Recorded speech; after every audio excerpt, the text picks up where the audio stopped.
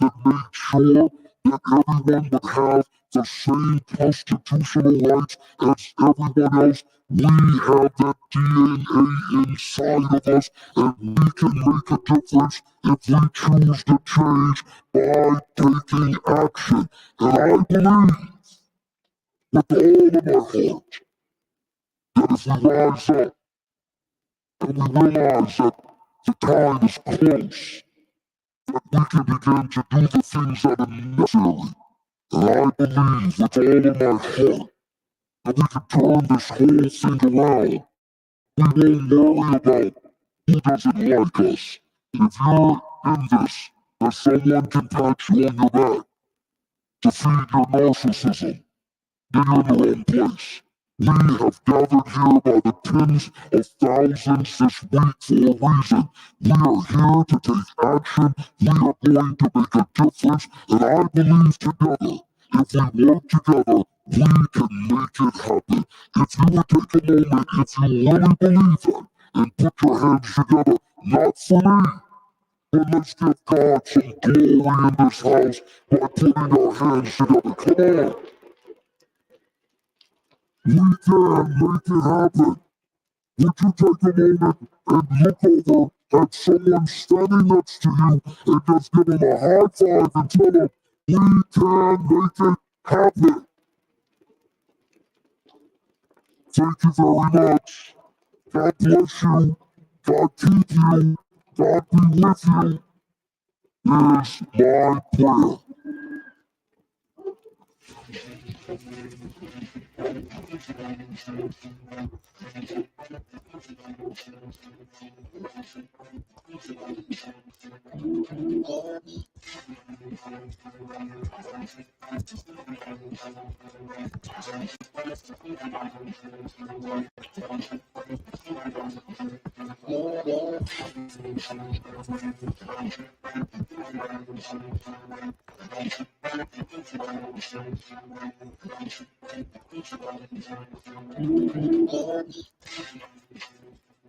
Detroit, home of the Lions, home of the Tigers. Love you. But I will say this. I cannot get out of my mind just almost 4 years ago with our elections. Of poll workers being kicked out and cardboard up on the windows. Does anybody remember this? And are we going to take it again? We have been manipulated by the elites long enough. And for those of you who don't know me, you seem well. I am running for the United States Congress in Congressional District 4 in Oklahoma, and you may ask me why.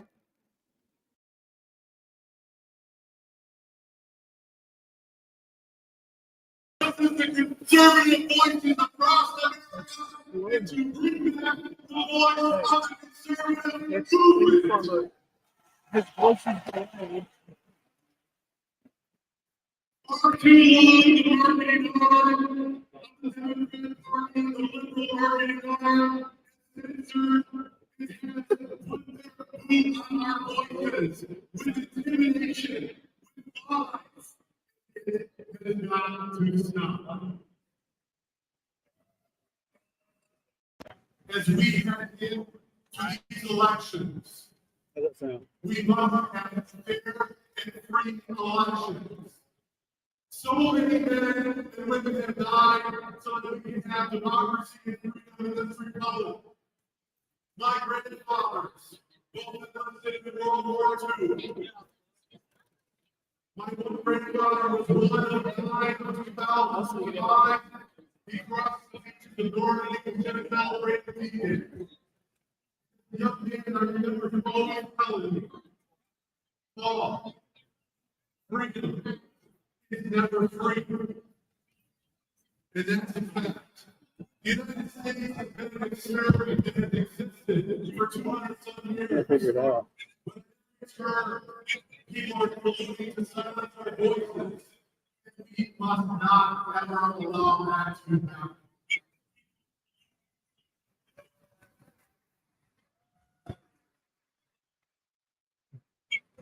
I plan when I get in Congress to work with the President, President Donald J. Trump. For the people of Oklahoma, I will stand side by side with President Trump so that we open up oil leases and we can return our state and our country to energy independence. We will never God. We don't have love for this ridiculous new Green Deal. There's nothing more than a straw horse. Our oil reserves are lower than what they have been Jimmy Carter. And if there's one thing about Joe Biden, he don't even say the same twice. He makes it 4 or 5 times. This isn't carrying the sound, it's capture card. If you're carrying the sound from the camera. President Trump will make this country economically. I forgot why. I will support him with the new energy platform, which is actually not new, because there is no expiration date on this. This country must return to normalcy. In the words of our great president, Mr. Harding, which is true over 100 years ago, it still remains true to this day. And as I look across the country and I'm running from my congressional district, I see so many people hurting, poverty level of 15%, senior citizens getting crushed with inflation. Meanwhile, our government spends money hand over fist. We are incurring $1 trillion of debt every 100 days. We can't afford to close the border. But then they turn around and spend $160 million and send it to Ukraine. Which one is it? Are we broke? Or are the world even? We must secure our border. We cannot afford to not secure the border.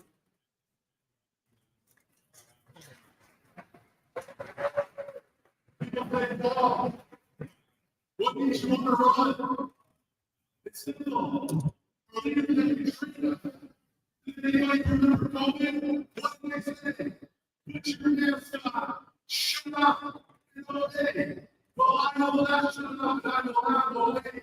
I will fight for every American people.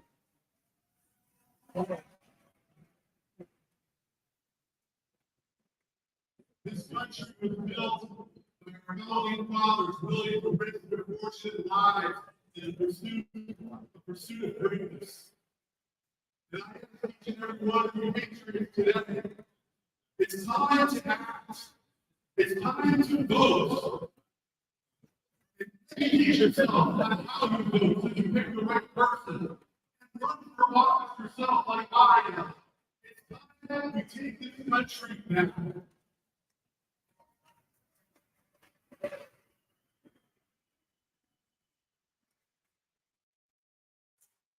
So we have to make decisions. We have to decide as a country. We want the country. We want a nation under God, indivisible, with liberty and justice.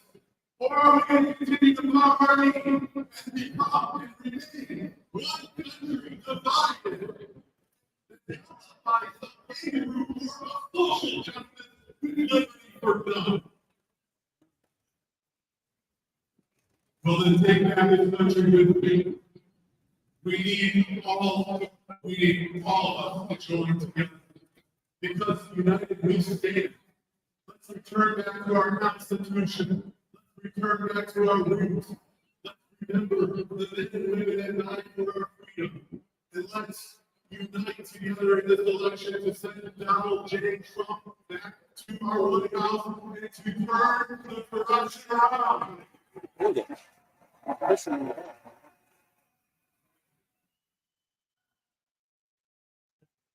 Two tiers of the speaker report is the hungry.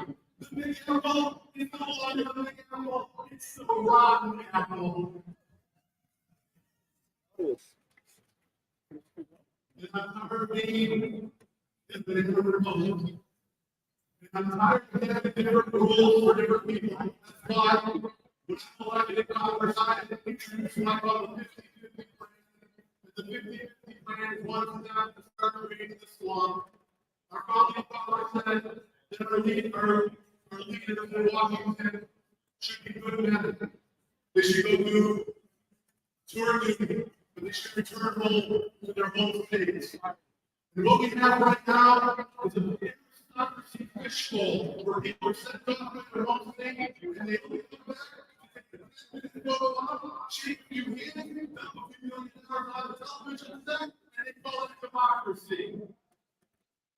50-50 plans, we're going to reform Congress.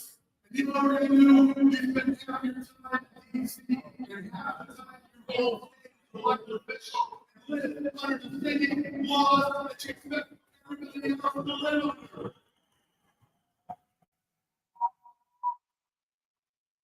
In Congress, if you're listening, people, we're trying to get together. Appropriations chair, all of Congress, if we cannot pass the real budget, which we haven't since 2015, resolution. If we cannot pass the real budget, we must suspend the pay of every member in Congress until they are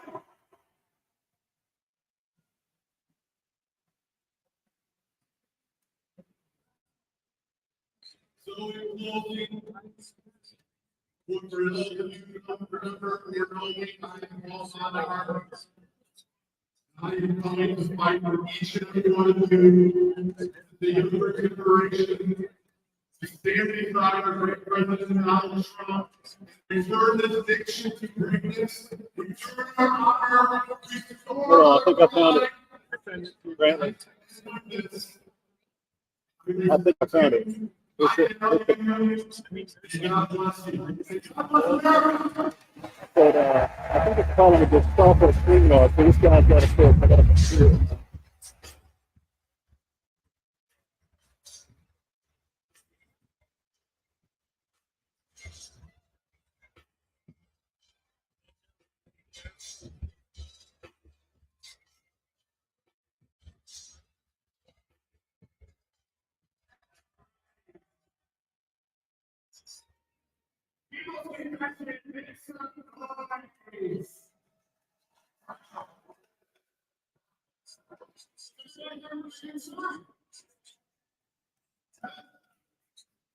So my name is Alex Slade, and founder and CEO of the company called Christian Capital. I'm going to take a little chat today. It's not coincidence, the deep state has been trying to silence me for a long time now, so truth is that I can't help but feel it didn't have something to do with it. So everything is reflected. It's sure my voice is actually exhausted from speaking the truth. And when the train canceled you, the way they canceled so many others, like James Rumkey, Roger Stout. Mike Lindell, you start to get a little paranoid. And you start to think that maybe everything has something to do with it. So, for example, my team almost didn't make it here because the flight got canceled. And somebody said to me, it was the deep state, Alexander. They didn't want you to show up.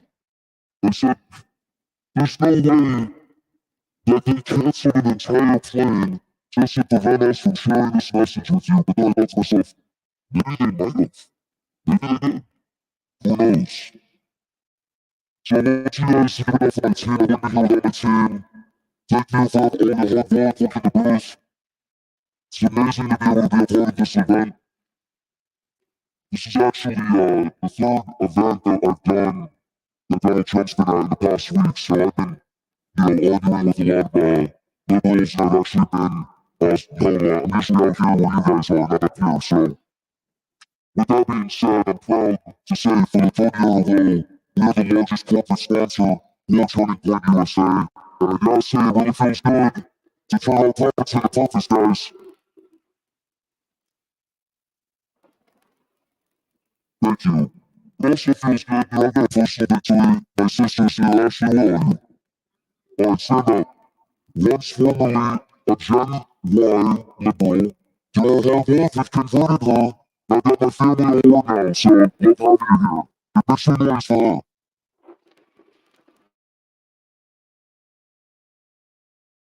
Justin, thank you for being here, man. My first book, my friend. It's amazing that you're here flying from Miami to be here. So I love that. So people ask me all the time, Alexander, why have you poured so much money into Turning Point? And the answer is very simple. I have two young children, both under 2 years old, and I need this country to be here 10 years from now. I'm very concerned with what this is going to look like if we don't get this win.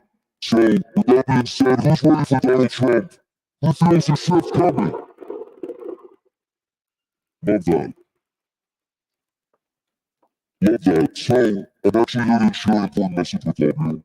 Some of you may have heard this talk already, but this is the importance of voting with our wallets, ladies and gentlemen. And the only way we're going to defund the left is if we stop funding companies that are giving their money to liberal and woke causes that are designed to take away our freedoms and divide this country. There's so much that's at stake that we don't have control of. So we gotta focus on what we have the ability to take control of ourselves, right? You guys agree with that? Good, good. You sound motivated too, so I'm gonna play a little game. This is actually kind of fun and it's audience participation here. I'm gonna shout out some companies. I want you to cheer or boo, and it's okay to boo. So, Target, Starbucks, Bud Light, Freedom to Own, awesome. What about BlackRock? Ooh, BlackRock.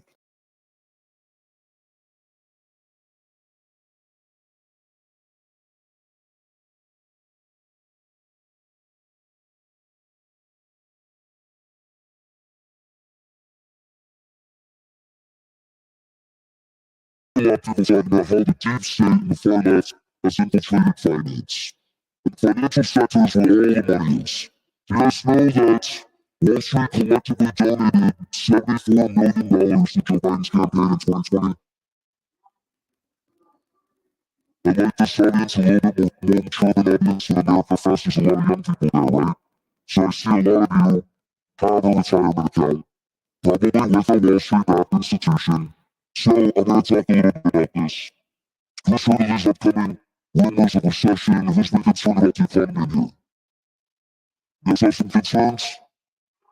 I'm really concerned. Rightfully so, right? Bidenomics. It's terrible, guys. And I think that it's become a global problem. There's only one man who's going to be able to turn that around, and he's Donald Trump. However, you remember that in the 2008 financial crisis, we also did have a Republican in office. So it doesn't always come down to politics when it comes to these recessions. So the most important thing that you can do right now is be prepared. And Fisher Capital is prepared to help you do that. Actually, there's information there right now where you can secure up to $10,000 of free silver just for you to check that out. Who here actually owns physical gold and silver? There's his hands. Good amount of people. Not enough though. Definitely not enough. Who's heard about Saudi Arabia and the BRICS nations trying to throw status as a world reserve currency? Military immersion, right? It's true. BRICS is Brazil, Russia, India, China, South Africa. They've banded together with about 34 other countries that are now trading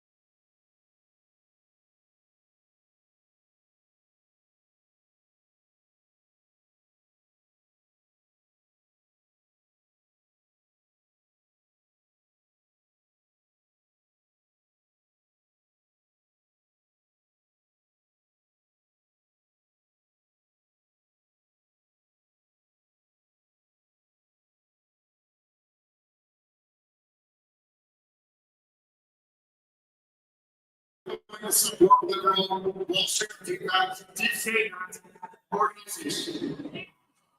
With that being said, I want to also thank our spokespeople. We'll just know it's going to be speaking. Timothy from King. Really appreciate that. They're the spokespeople of our firm. I also want to just give it up one time for truly the hardest spoken person I've seen in this entire movie. Charlie Kirk, ladies and gentlemen.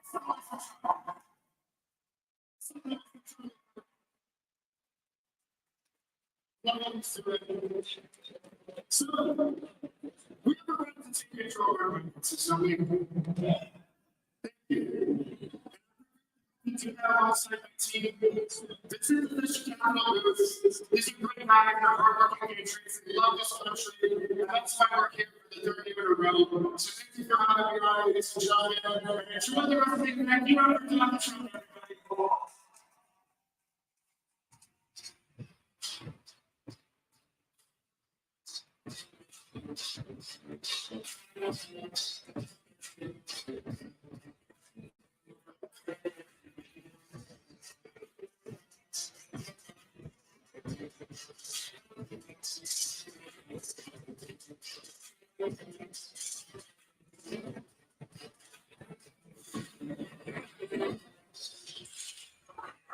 We live in the greatest country in the world.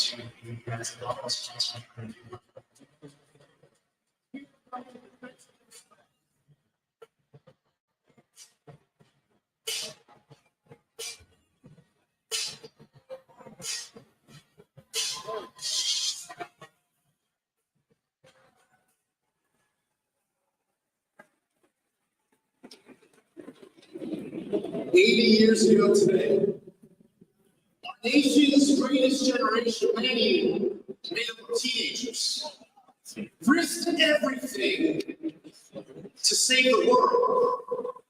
It was the ultimate battle of good. What'd you do? Versus evil. We defeated Hitler and the Nazis. We liberated concentration camps. We preserved freedom. We live in a country that is worth fighting and dying for. What did you do over there? We are the greatest country in Different. the history of the world. I don't think you pushed it in. But there still are great challenges, many from within. With every fiber in our body, with every ounce of energy harnessed to achieve the extraordinary. In this moment, we have to work harder than ever to be able to save America.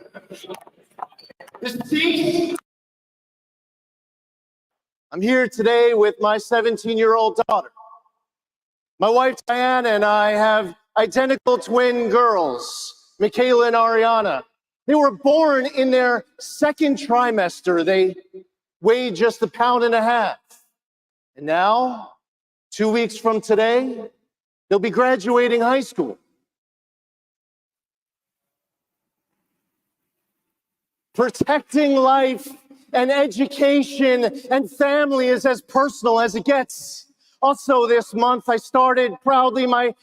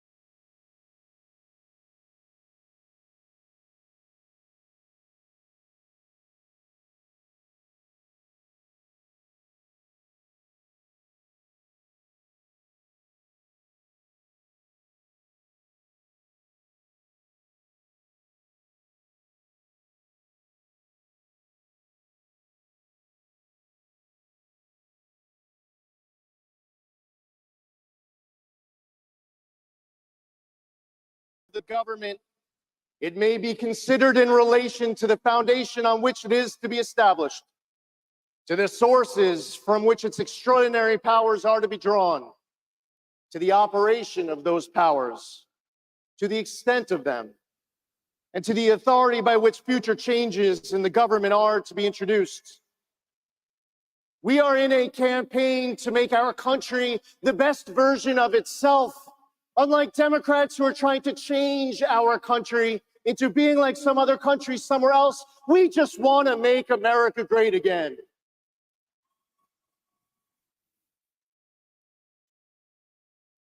I remember just before COVID hit, it felt like the strong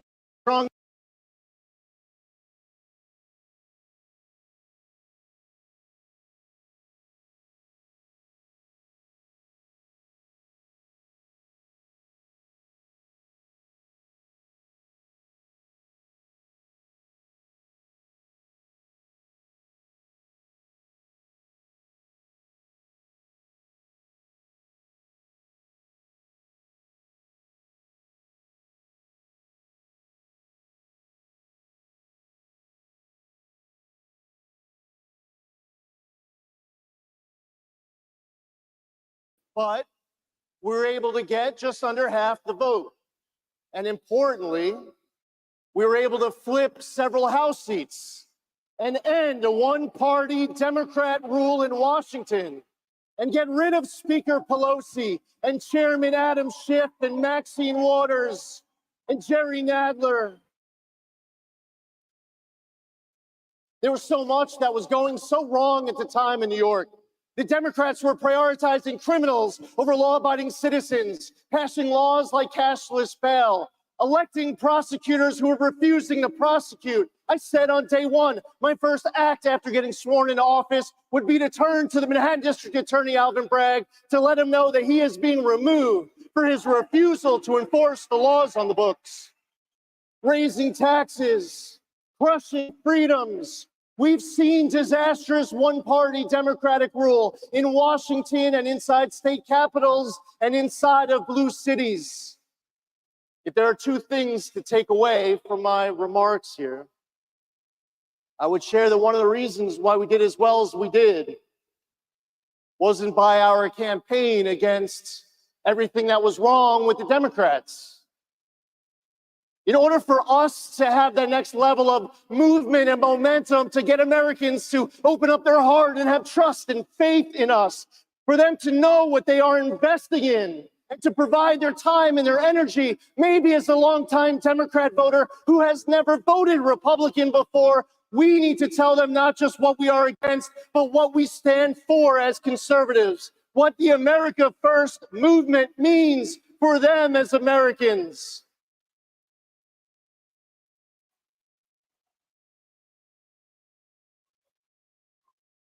And on top of letting voters know what we are against, and instead letting them know what we are for, it is the time now, as we are here today in Detroit, and as we recently saw with the president in the South Bronx, I'm telling all Democrats everywhere, we are coming to blue cities near you to talk to longtime disenfranchised voters who have been getting screwed by Democratic policies, ready to vote for something different, to save their families and their future, prioritizing family and prosperity and security above all else. We need to bring our message to the cities. And President Trump is now polling better than ever, than we've seen anyone do, with Black voters and Hispanic voters and Asian voters and others, longtime Democratic voters who have decided that they want to vote for President Trump for the first time in 2024. They too want to make America great again. Welcome to the Make America Great Again movement. I'm grateful to Turning Point Action and Charlie Kirk for the invitation to be here. As chairman of the Pathway to 2025 project of America First Works, I've been working with Turning Point Action on this year's campaign. See, we all have to work together. We can't have everybody in their own individual foxholes firing in different directions. We've seen the left for a long time working together as one ecosystem while we fight amongst ourselves. In the military, we call it force multiplication. Working together to be able to accomplish our shared dreams and goals to ensure that we do not come up short. We need all of you to be out there knocking on doors, I'm sure you will, to sign up as poll walk workers, to donate $5 or $10 or make phone calls. We all need to be doing everything in our power all day, every day, understanding that the stakes have never been higher to ensure that we do not come up short. And if we win, and we better win, 80 years from now, Americans will be looking back at this time when we all faced great threats from within, combined with great threats from beyond, with an eroding border that is needed in order to have a nation at all, with an eroding rule of law which is needed for our country to have a backbone at all. Great patriots rose up in this moment to save the republic. History calls on all of us to meet this moment and save our country. And on November 5th, we'll be on to victory when, standing on that stage once again, our 45th President of the United States gives a great victory speech, not for himself, but for us, for our future, for this flag, for our country, for our Constitution and our liberties. On to victory on January 20th, 2025, when this president gets sworn into office, and we will be on track to once again making America great again. Thank you for your fight. Thank you for being all in for America, for this flag, this country, our veterans, our military, our law enforcement, our firefighters. We will not rest. We will not lose. We know the stakes, and we are on to victory. God bless.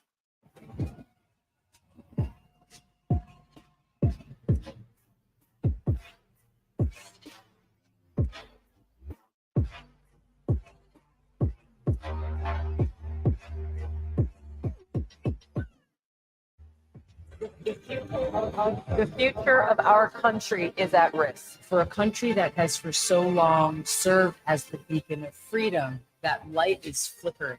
And we are the only ones that can save her. Our ability to live in a free country is on the line. We will find that courage. Be not afraid. By God's grace, we are free and we will remain free.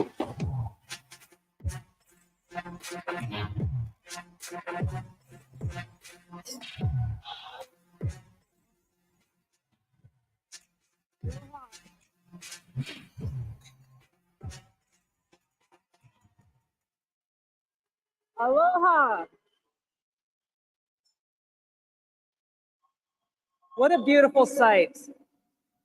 I love this great country, and I am so grateful to be here with all of you. I was walking around earlier today, and I feel this sense of hope, of inspiration and motivation, because you know how serious the task at hand is before us. Never before in my life did I think that we would be having to gather here in a place like this with the knowledge that our fundamental rights and freedoms, the principles of this great country, are under attack. Not by some foreign power, but from those in some of the highest positions of power right here in our own government. It's for this reason that this is the most important election of our lives. Now, you may have heard this over and over again. Oftentimes, this is a line that's used by politicians as they are running for office. I'm not on a ballot. I am here because I am terrified for what our country looks like if those in power today abusing their power are allowed to remain there. This country that we love will become unrecognizable. And my concern is that once our freedoms are lost at that point, it will be virtually impossible to get them back. We are seeing attacks on freedom of speech. We are seeing an unprecedented assault on the rule of law, the weaponization of our Department of Justice and law enforcement, the national security state, to go after Joe Biden's political opponents. We're seeing the fundamental pillars and foundations of our democratic republic being undermined. The mission that we have before us is a no-fail mission. It is a no-fail mission. And it's not up to someone else to fight this battle to defend our freedom. It is up to every single one of us as Americans.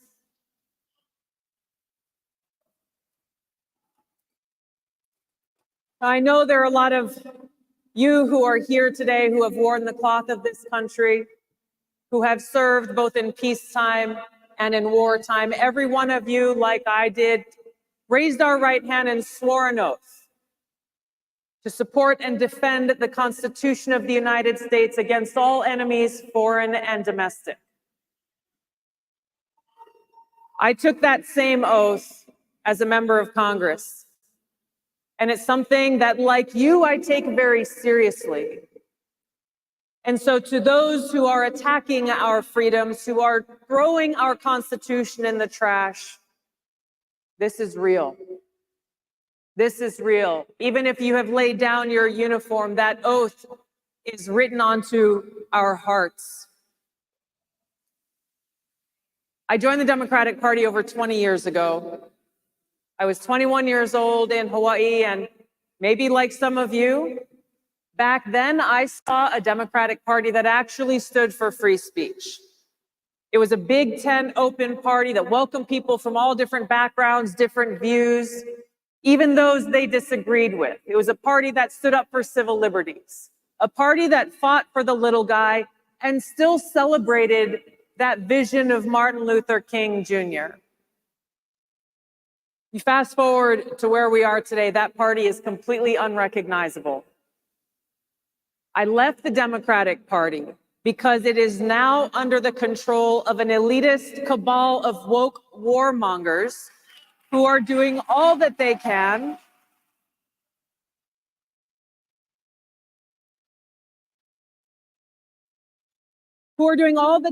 to destroy our freedom, to take away our constitutional rights, to divide us by racializing everything. Everything has become about race, going directly against that dream of Martin Luther King Jr. They are attacking our freedom of religion. They are pushing us closer and closer to the brink of World War III and nuclear war. How could I, in good conscience, as someone who took that oath to our Constitution, be associated in any way with a party that hates freedom and is destroying the Constitution?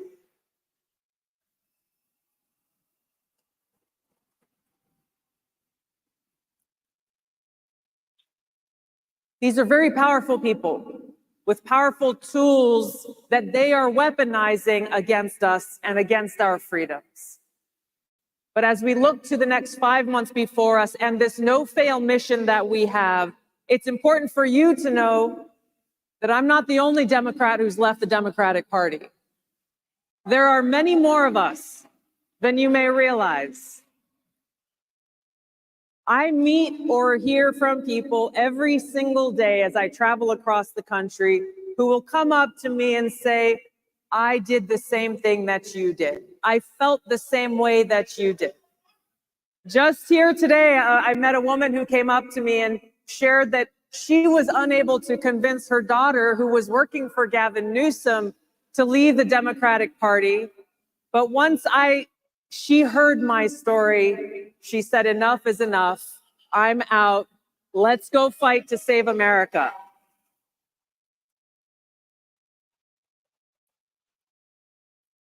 If Alexandra is watching or listening out there, keep staying strong and spreading this message of freedom. This is our opportunity, our privilege, and our responsibility as citizens in this country. We can gather together in rooms like this and build our strategy on how we will reach out to those who may never feel like they belong at a room like this, but people who love this country deeply and who are terrified about the direction the Biden administration, the Democrat elite are taking us. Reach out that hand and welcome them to the cause of freedom.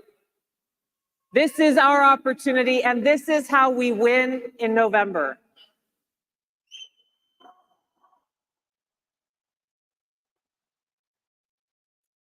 So what's at stake here? Nothing short of our freedom and the very identity and foundation of what makes this country the greatest country in the world. We've seen over just the last few years the brazen abuse of power that gets more and more brazen as the days go on. It's becoming harder and harder to ignore, even for those who aren't even paying attention to politics. We look at how, on the one hand, the Biden administration says one thing and the thing that they do is the exact opposite. President Biden has said his whole foreign policy is about democracies defeating autocracies and that he is somehow the champion of democracy. Let's look at what he's doing to our democracy right here at home, tearing it apart, trying to take away our right to vote for the candidate of our choosing, take away our right to express our freedom of speech. You look at how many years have they said, well, we've got a secure border. Trust me, we have a secure border. When anyone who's gone to the border like I have can see that it is not only not secure, it is wide open. Even with this latest action taken by President Biden, his executive order, all he has done in the name of securing the border is institutionalizing illegal immigration crossing this border, aiding and abetting the multi-billion-dollar human trafficking industry that the cartels are running. We can't trust a single thing that they say because every time they say they are doing something, they are actually doing the opposite.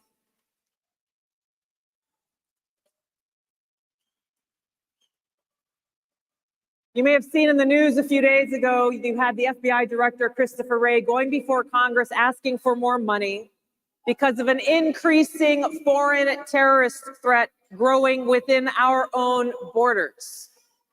I thought it was interesting to me as he said this, and shortly after he said it, they caught 8 people who crossed through Joe Biden's open borders from Tajikistan who are actually a part of ISIS. He never actually mentioned, well, the open borders are what is allowing this wide open welcome mat for these Islamist terrorists to come into our country and plan attack from within. He also didn't mention about how much of the FBI's resources that he is asking for more of are being used against our fellow Americans, targeting those who are exercising their right to free speech, targeting and looking at those who are peaceful pro-life protesters, targeting and looking at those parents who are going to Board of Education meetings and protesting and saying, no, my daughter is a girl and she should not have to compete against boys and girls sports.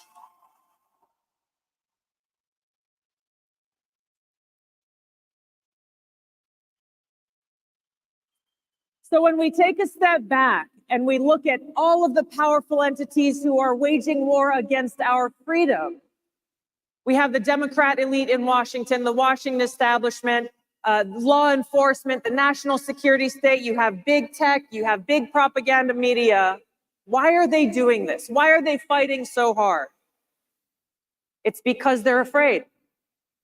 They are afraid of a free people in a free society exercising our freedoms, our voice, and making sure that we actually have a government of, by, and for the people. Because that means we will throw them out of office and send them home on election day.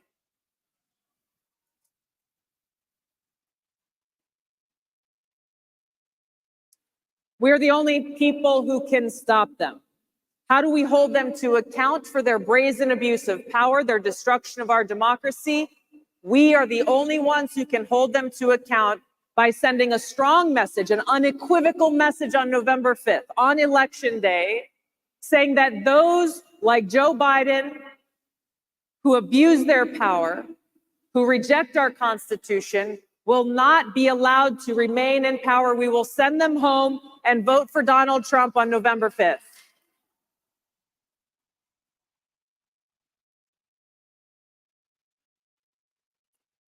I want to leave you with an important and chilling quote from President Lincoln. He gave a speech on January 27th in 1838 to the Young Men's Lyceum in Springfield, Illinois.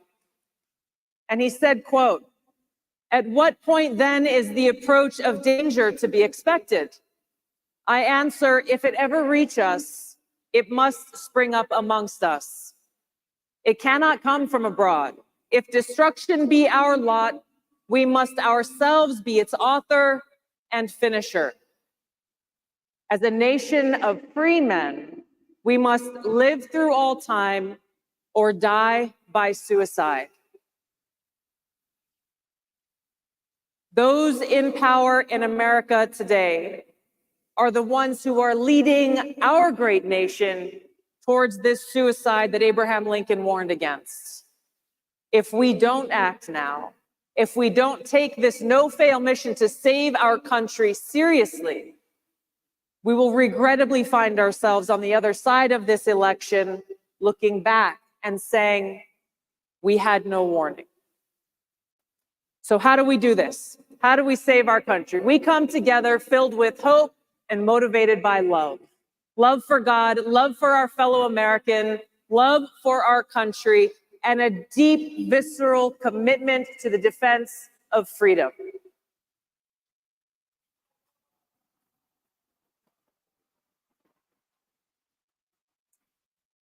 I was in Hawaii recently, going and doing my PT. I was running around the track at the Kaneohe Marine Corps Base.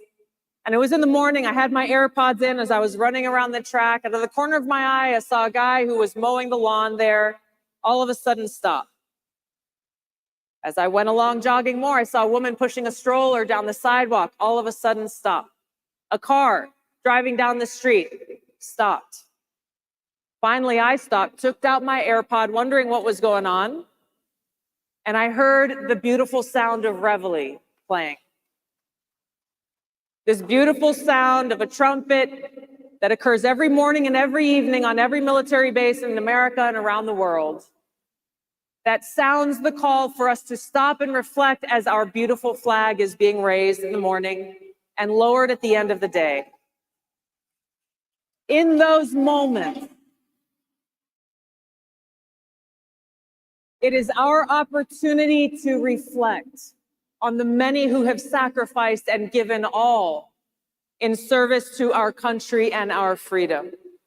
So as we go forward over these next 5 months, and the days that you may feel tired or weary, or the days that you may be attacked simply for saying how much you love this country, draw strength and courage from the sacrifices of those who have come before us, and know that we, the people, must prevail in this election and save this country that we love. Thank you so much for being here. Thank you for standing in this fight for our freedom. God bless you. God bless America. Aloha. Thank you. Thank you. Thank you very much. Thank you. Ladies and gentlemen, don't forget the Don Jr. book signing. Don't forget the Don Jr. book signing. It's happening for the next 20 minutes. Don Jr. book signing, next 20 minutes.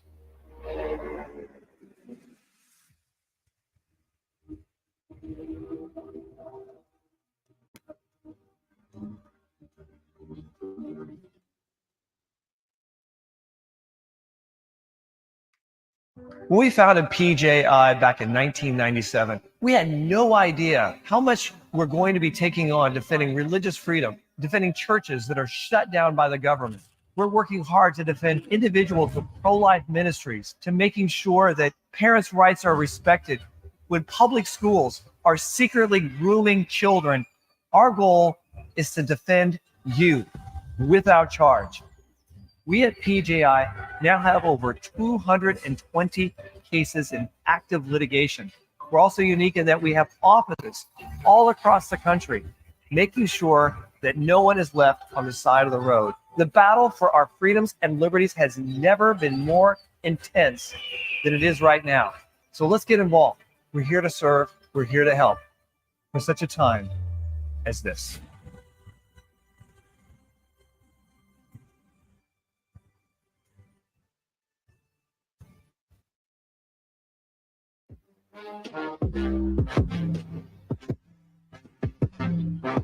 nice to myself. Nice to myself. Hello, American patriots. I am absolutely delighted to be here with thousands of brave, young, energetic freedom fighters. Now, while some of us are young at heart and others of us here will be voting for the first time this year, all of us are united in a singular mission. We believe that we can, we will, and we must take back America in November 2024. Now, some of the younger folks here may have seen the AMAC logo in one or two places, and perhaps you thought, why in the world is the Association of Mature American Citizens at a Turning Point event? Aren't they my grandparents' age? Well, as a mother and a grandmother, I am here because, like you, I see how the great American dream is in peril. It is becoming further and further out of reach for all citizens, but especially for our children and grandchildren. And it is going to take each one of us here together to reclaim our freedoms and stop the left's socialist march. After the last two elections, we know exactly what the Democrats are going to do. They are going to use every lever of power to try to rig the system against we, the people. And this is why we must turn out in overwhelming numbers and show the world that the era of Biden corruption is over. Just 7 months from now, I have a feeling that many of us will be standing on the National Mall as we inaugurate the 47th President of the United States, Donald J. Trump. Folks, this election is a battle between the liberal elites and their godless anti-American ideology and the silent majority of our Americans who still believe in a few old-fashioned ideas. All of us in this room, young, old, and somewhere in between, we still believe that the United States Constitution is the greatest experiment in self-government in human history.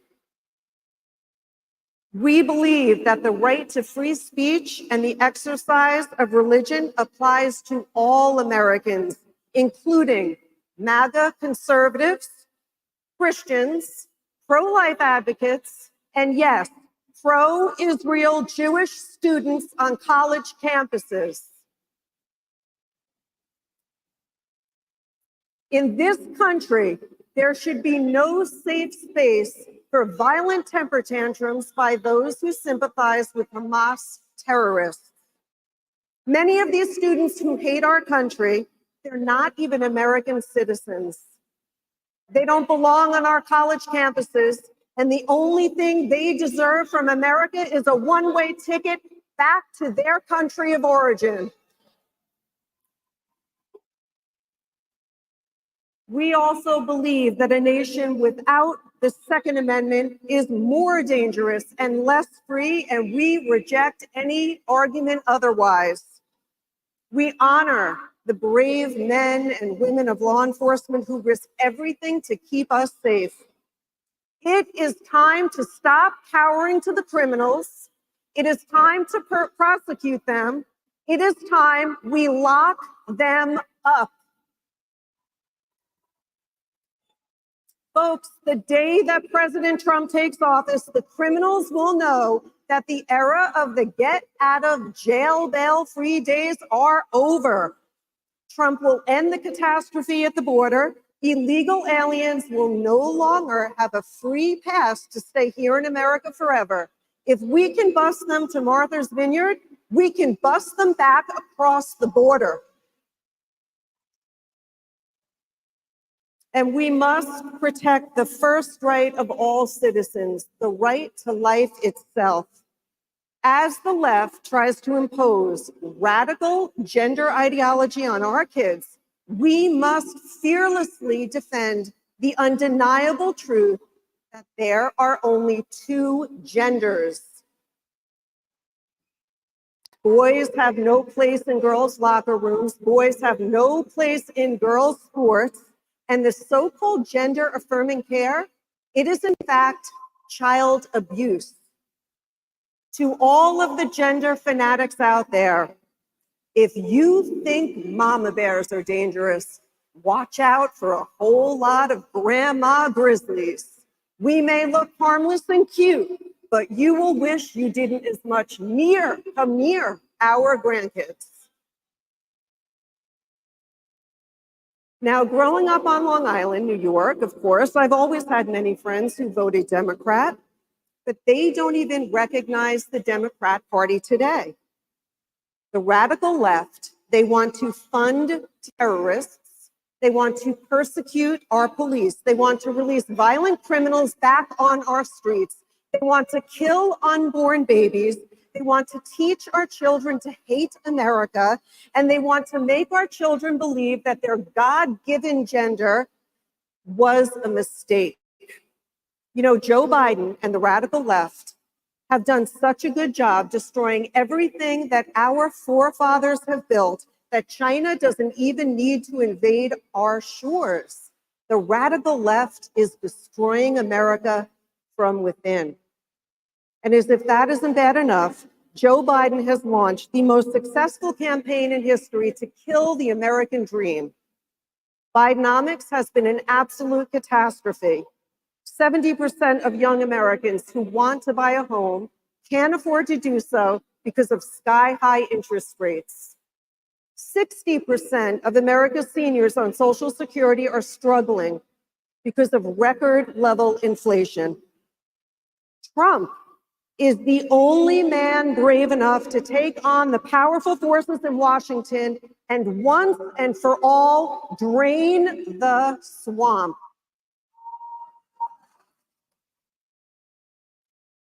The radical left is determined to make the people powerless. They want to indoctrinate us into their religion of Marxism, nihilism, and atheism.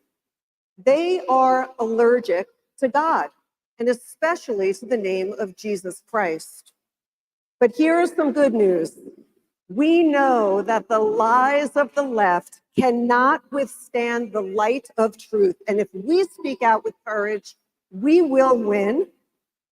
Despite what the extreme left wants us to believe, they can't change the fact that our freedoms don't come from government. As our founding fathers understood, our rights come from God alone. It is for this very reason that my father, the late Dan Weber, founded AMAC just 15 years ago. My father was an Air Force veteran, a small business owner, and at age 64, my father took his retirement savings and said to me, let's build a conservative alternative to AARP. We began with a few hundred members. from our hometown. Today, AMAC is over 2 million members strong. And at AMAC, we wear our traditional American values like a badge of honor. This afternoon, I am grateful to be joined by hundreds of AMAC members. To all the AMAC members in the room, please stand. If you're here and you're an AMAC member, please stand. That's right. Give yourselves a round of ovation. There you go. We have to remember the words that Ronald Reagan once said when he said, freedom is never more than one generation away from extinction. It has to be fought for and defended by each generation. We have to remember our parents, our grandparents, great-grandparents, they built America into the mightiest defender of freedom in the 20th century. Folks, just over a week ago, we commemorated the 80th anniversary of D-Day. To the young people here today, sadly, the greatest generation won't be with us much longer. But they are leaving a legacy in you, and you must take up their cause and become the next generation to make America strong, proud, brave, and free. Together, we will make history in November. We will usher in a new era of greatness that will bring hope to generations to come. God bless you, God bless America, and thank you all.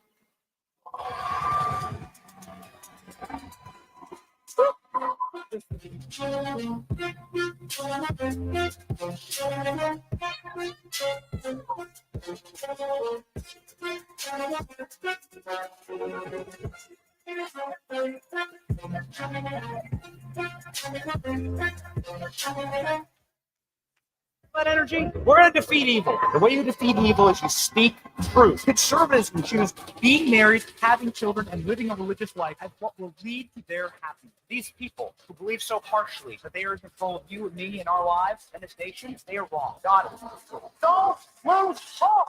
Hate does not have faith.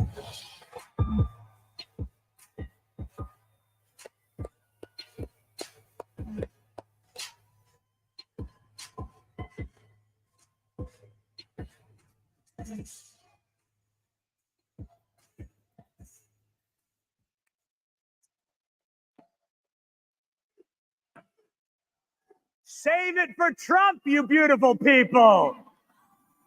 Please. Ooh, baby. What a vibe. It's like a revival. Like a revival in here. Ladies and gentlemen, got to keep that energy. Got to keep that energy because we are fighting a war.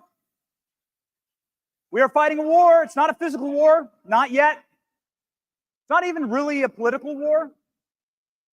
We're fighting a spiritual war. And you got to be totally mute if you don't actually feel the heightened spiritual energy out there. Do you feel it? Right? You feel like we're fighting evil? That we are in a battle against evil itself? Yes. And what does evil want? What has evil always wanted? To demoralize good people. And so today, we are going to prove that they are failing. And that we refuse to be demoralized. We refuse to be slaves. We refuse to be down. We refuse to be sad. And we're going to be happy warriors. And we're going to win.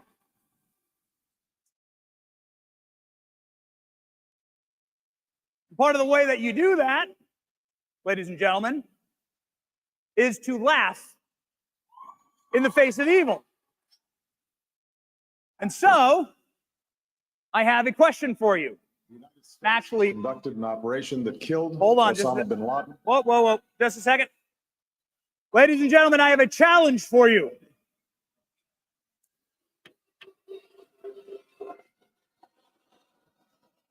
The challenge is this. The challenge is this. Try not to laugh. Here we go. The United States has conducted an operation that killed Osama bin Laden. Abu Bakr al-Baghdadi is dead. The United States launched a targeted operation against that compound. They did a lot of shooting and they did a lot of blasting, even not going through the front door. You know, you think you go through the door. If you're a normal person, you say, knock, knock, may I come in? After a firefight, they killed Osama bin Laden and took custody of his body. He died like a dog. His death did not mark the end of our life. We give thanks to the men who carried out this operation. And I don't get any credit for this, but that's okay. I never do. Here we are. May God bless you, and may God bless the United States of America. And I'm writing a book. All did very well. They hate it that you laugh. They hate it that you're still joyful. They're trying to lock my boy up. They're trying to lock up our boy. Trying to put him in jail for the rest of his life. Ladies and gentlemen, they are so angry because you have something that they'll never have. You have eternal joy. Because you can still Ground yourself in something that is eternally true, something that they don't have. They can try and jail you, debank you, steal from you, come after your children. But the Lord says, I have overcome the world, and we have that faith in Jesus Christ. Christ is King.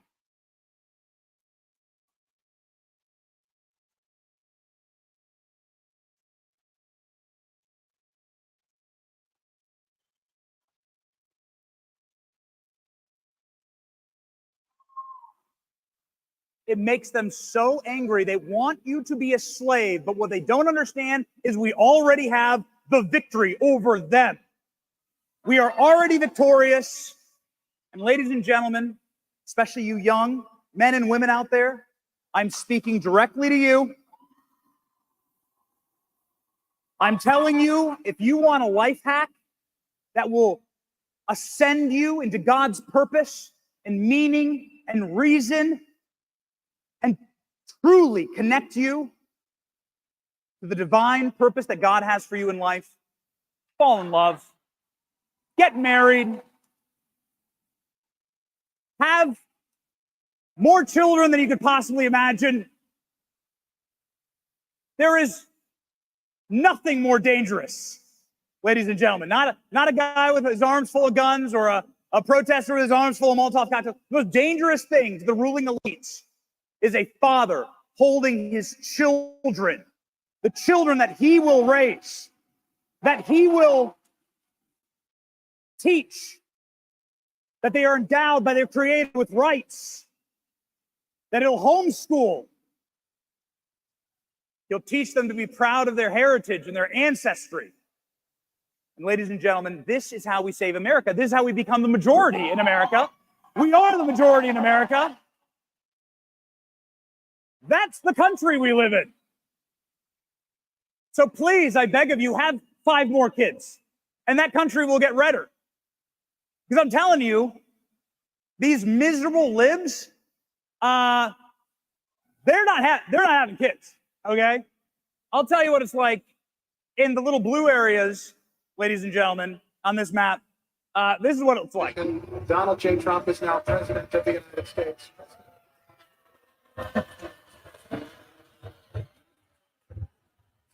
To be able to introduce for the first time anywhere the 40. How are these people supposed to start families?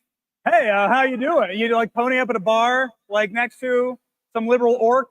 How you doing? Like, what's up? Yeah, how you doing? We can outbreed them. It's the simplest thing ever. That's how we win. We can literally outbreed them. We can outbreed them when they're miserable. They're not having kids. And when they're at the bar, you know what they're ordering. I'll give you the greatest uplifting story over the last year is this. We did that to the Bud Light stock. $27 billion lost by Bud Light.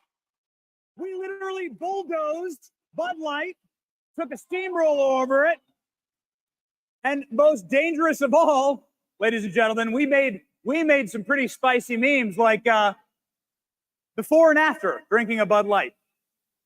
Marriage is between a man and a woman, and states must respect that. I'm getting. Can we laugh? Are we allowed to laugh? Like, we're allowed to have some fun? Yeah, okay. We're not going to stop until every Bud Light can looks like that.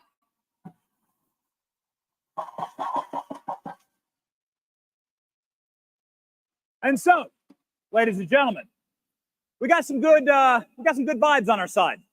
And so I'm here to preach good vibes, all right? We are winning. We already have the victory in Christ. We are the happy, joyous people who have families and foundations in our lives. We are not miserable libs, and we are actually a movement. This is what it looked like when Dylan Mulvaney spoke at Penn State this year. That's Dylan Mulvaney on stage. This is what it looked like. This is what it looked like at a Joe Biden event last week in Democrat Philadelphia. And ladies and gentlemen, here's your moment. This is what it looks like here in Detroit right now.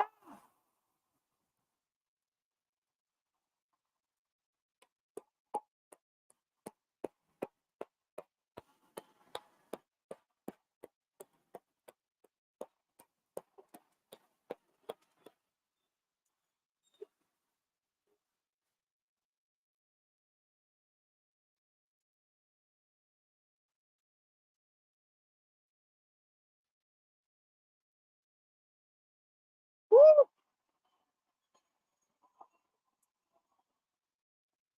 Oh, we're gonna have some fun. Look at this. Look at this pathetic event. I've seen more people in line at Chick-fil-A at the airport. So we got purpose. This is what I come home to. This is what I come home to every single day. Here we go. Hello.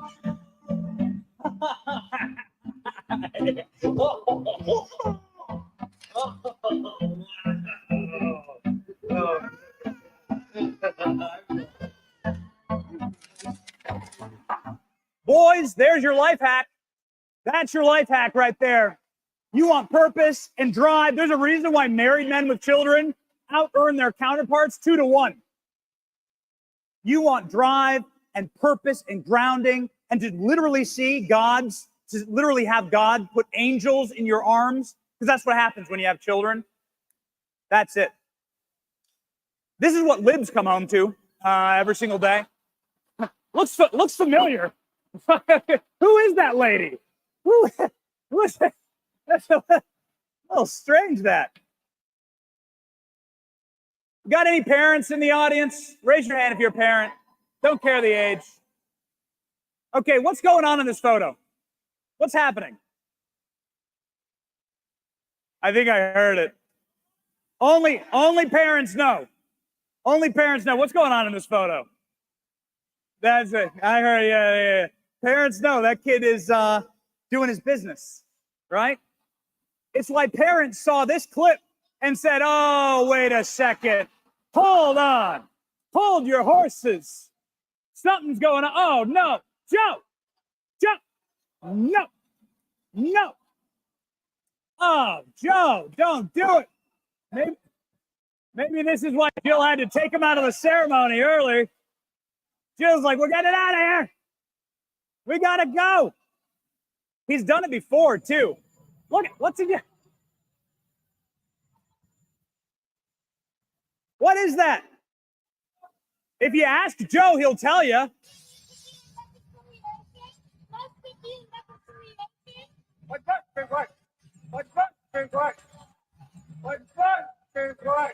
All right.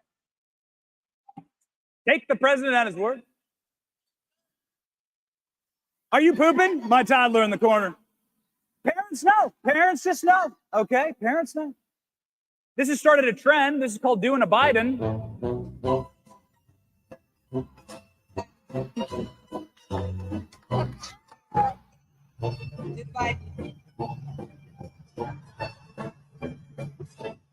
Ready?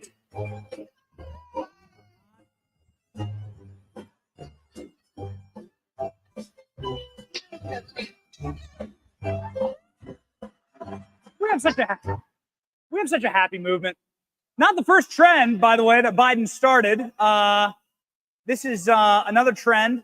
This is called Bidening right here. What happened is the kids literally go to that same spot and fall over on their bikes. He starts so many great trends here. It really does make a lot more sense if you see Biden as a toddler who needs some training wheels, a little bit of help from the guy. We asked the Trump campaign, we're like, do you have any footage of Donald Trump riding a bike? Like, could we put up some video of Trump riding a bike to counter this? And they sent us this.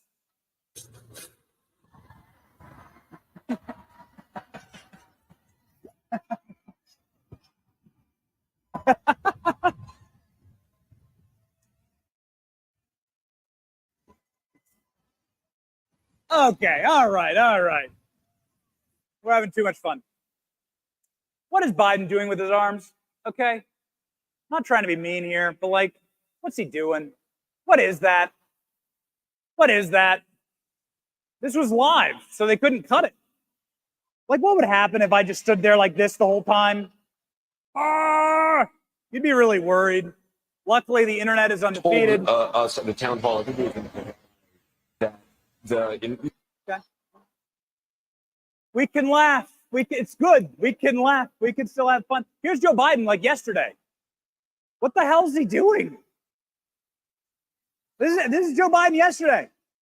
Just wobbling off. Just wandering off. Look at all the other world leaders. Like, where is he going?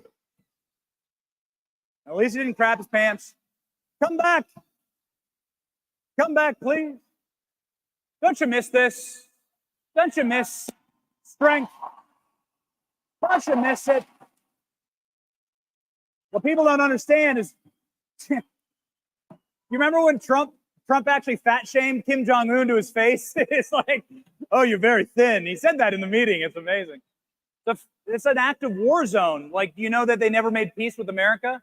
That Trump's, as president, like walking into an active war zone, making peace with their leader? There's never been an American president that's ever done that.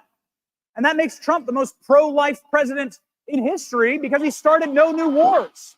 He's the first president to speak at the March for Life. Donald Trump's Supreme Court overturned Roe v. Wade. He's the most pro-life president in history, period. All these other Republican presidents, they lied to you. They never spoke at the March for Life. Trump was the first president in history to speak at the March for Life.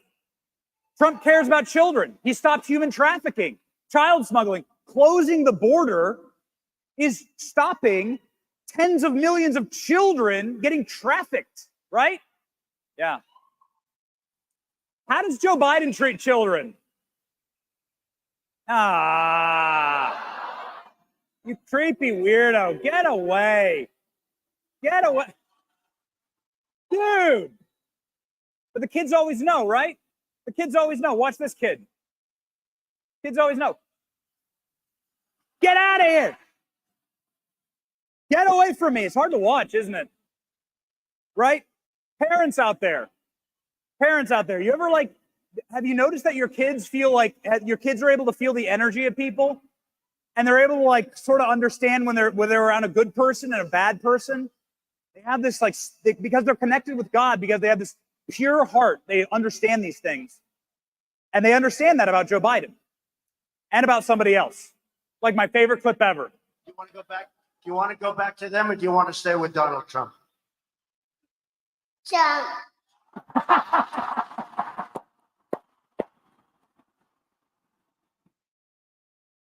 You will never see a clip like that of Joe Biden. I want him back. I want him back. Bring him back. Come on. Okay, so Donald Trump, pro-life. How does Donald Trump treat his grandkids? This is the day that they found Donald Trump guilty in that BS trial. Here's Trump with his beautiful grandchildren. Look at this man. Light as air.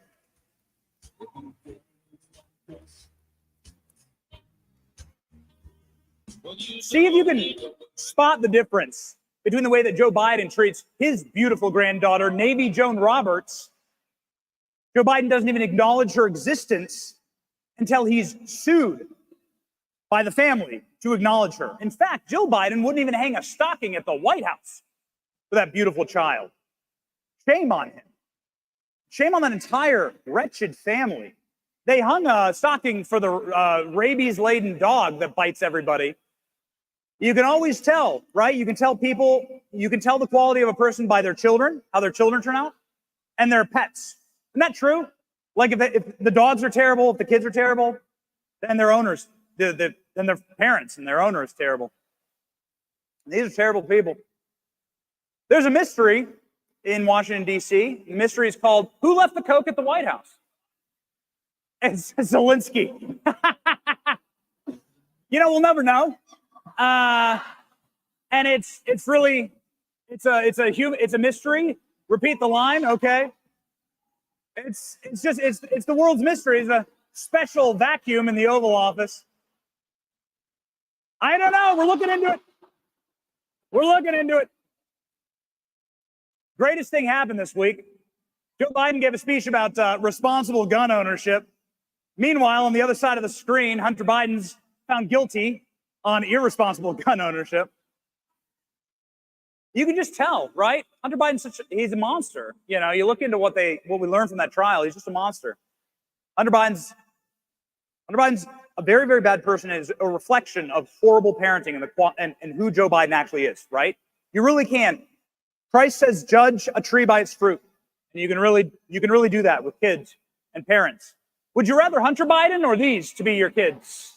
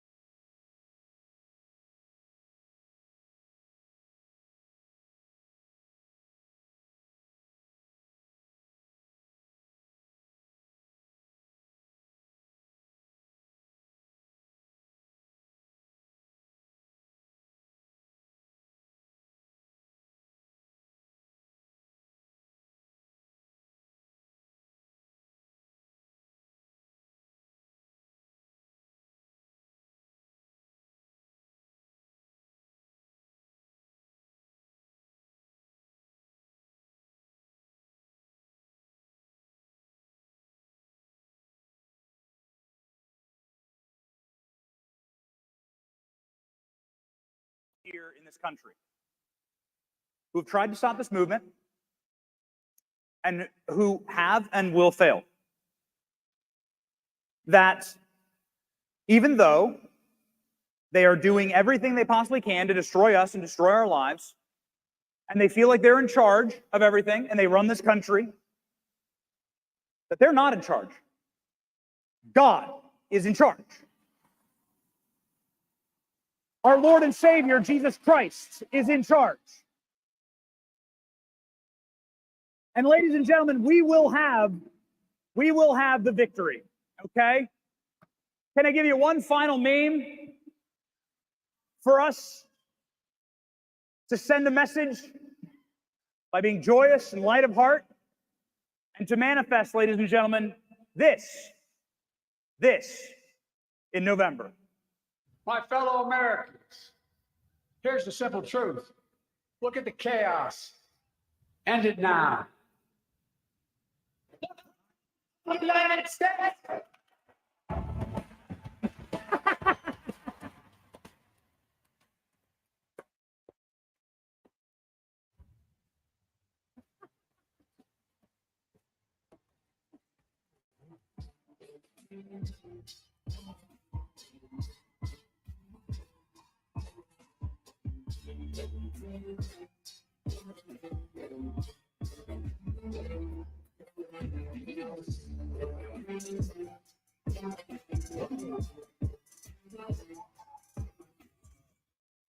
Michael Wadley of North Carolina took over as the new Republican National Committee chair. The Republican Party is absolutely coming together behind Donald Trump for all American families. They were better off and will be better off under President Trump. We are working all day, every day to get out the vote and protect the ballot and make sure that we win.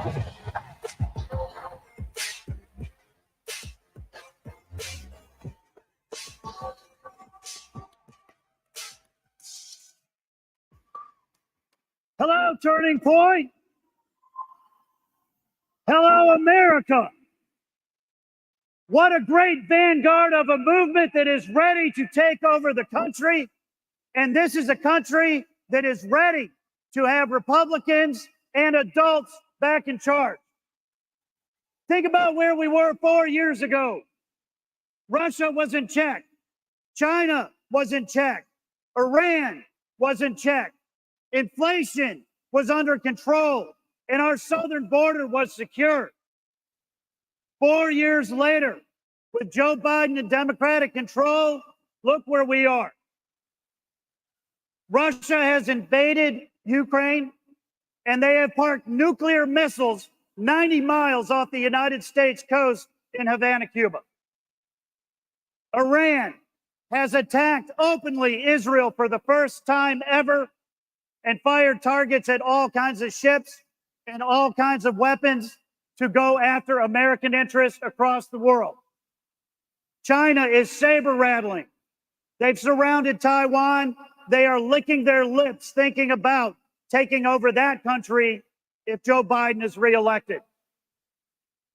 We have a southern border that the president has thrown open. 10 million illegal immigrants have come across that border that we know of. How many more that we don't? We don't know who they are. We don't know where they are, and we don't know what they're doing. We do know that there are terrorists there because we caught hundreds of them. How many more have gotten across that we haven't? How many more are probing our military bases right now, 2 to 3 times every single week? The fact is, Ronald Reagan was absolutely right when he said, peace through strength. When America is weak, the world is a far more dangerous place. And right now, it is fair to say we have never been weaker. We have never had a weaker president than Joe Biden in the White House. The world cannot stand 4 more years of Joe Biden and Democratic control. The world needs 4 more years of Donald J. Trump in the White House.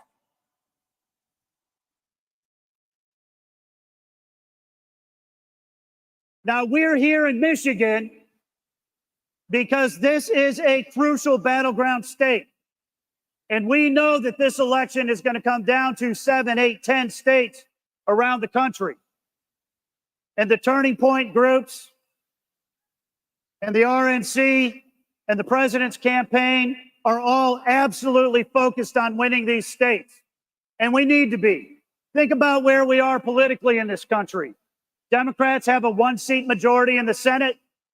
After a special election last week, the Republicans have a 2-seat majority in the House. And we all know what happened in 2020 to President Trump. And it cannot happen again. We need to win this election to turn around our country and to restore leadership with the rest of the world. But it's a 50-50 nation. How are we going to do it? Right before I was sworn in as chair of the RNC, along with Laura Trump. By the way, how great is Laura Trump as the co-chair of the RNC?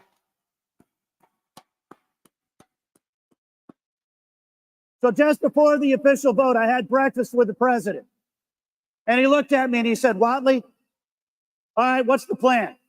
How are we going to win this thing? And I said, sir, the Republican Party has tried to be all things to all people for too long. And we need to focus on winning. We need to strip down everything that we do. We need to spend every single dollar that we raise on 2 things. We are going to get out the vote, and we are going to protect the ballot.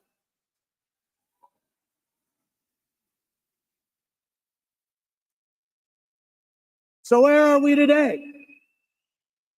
We have merged the RNC with the Trump campaign in a way that hasn't been done in decades. We have one unified voice. We have one unified leader, and we are working every single day to get out the vote and protect the ballot. Ladies and gentlemen, I got to tell you, we are in such a strong position because we have allies like you. We know all across this country, there are millions of patriots who are ready to stand up and fight for our president and fight for our Congress and fight for our governors and fight for our conservative values from the top of the ticket to the bottom of the ticket. We've all got to be moving in one direction. Who is going to set the pace for that movement? Donald J. Trump is going to set the pace for that movement. There is nobody who works harder. There is nobody who moves faster. And we are right here in this room, a vanguard of that movement. And we are going to work together, and we are going to make absolutely sure that Donald J. Trump is the 47th and greatest president of the United States of America. Thank you for all you guys do, and thanks for helping us win this fall.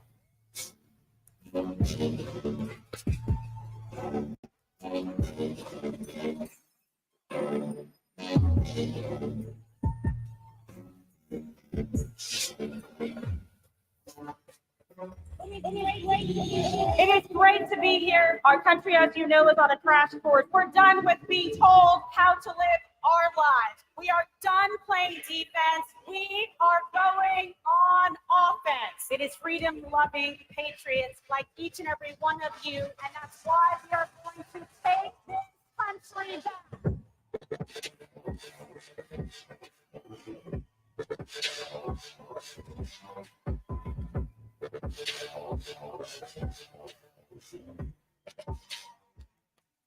All right. Well, hello, Turning Point, and good afternoon to lovers of liberty and freedom and the American dream.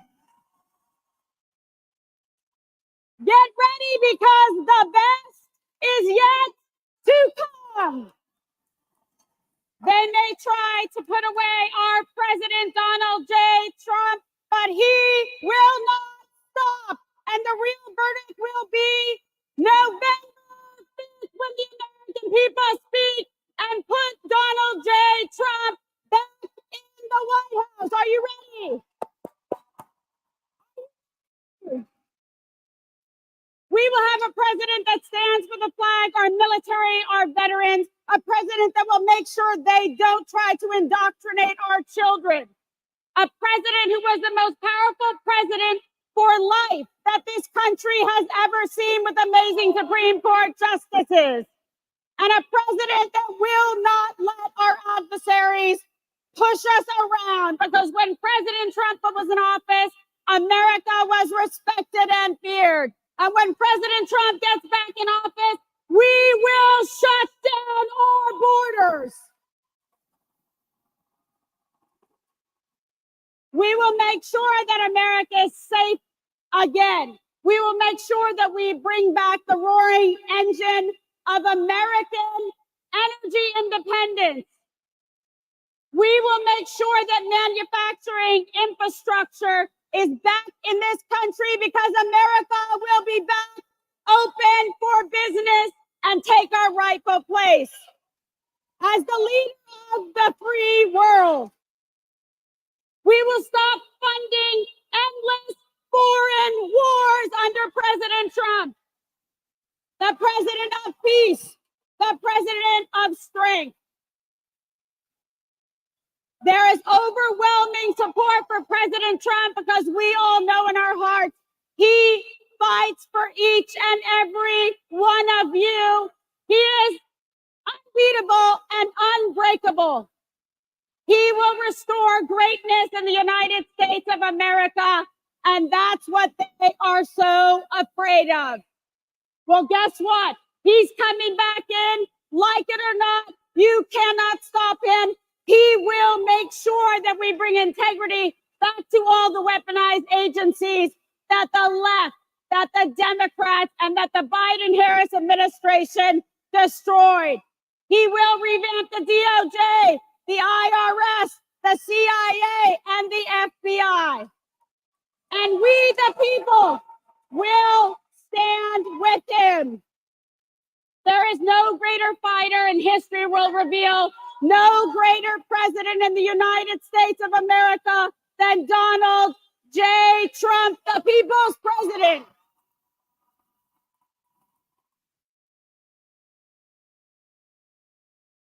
They should be scared to death because the red wave is coming. We will take back and have a majority in Congress and in the United States Senate, sending warriors, not rhinos, to represent we the people. Because there is no greater fighter, no one stronger than Donald J. Trump, the president that we choose. And no greater family fighting harder and stronger than President Trump's family.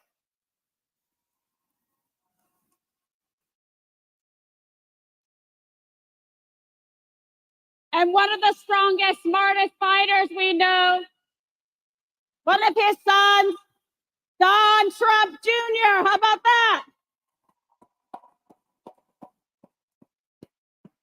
The support for the president, the support for the family is overwhelming, and he will make sure to not let you guys down.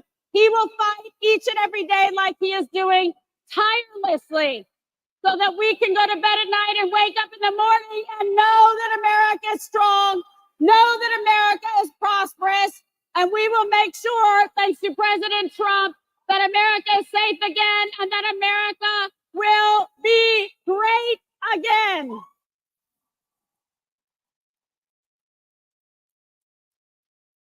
So let me introduce you to the tip of the spear, one of the greatest fighters out there. Let's give him a round of applause.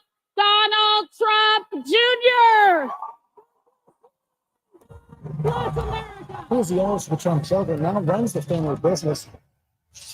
He's no stranger to the spotlight. The son of the 45th president joins me right now.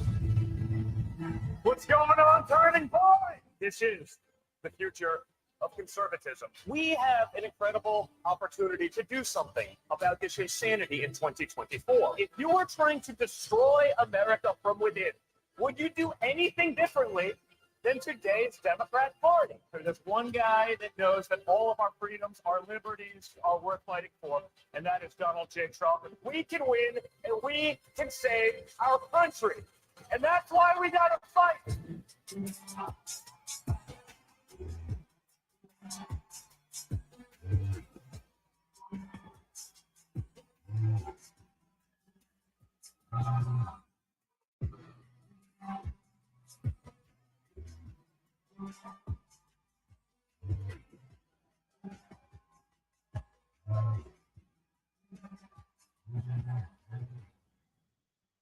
Whoa!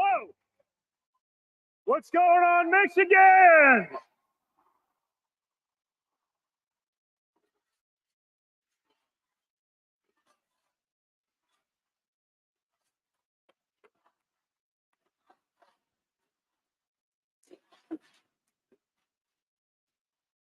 Well, guys, that's how we know we're not at a Democrat rally. Because they throw you out on your asses. Michigan, thank you so much for being here. Watching this kind of momentum, this kind of enthusiasm this early tells us everything that we need to know about what's going to happen to Joe Biden and the radical Democrat agenda on November 5th.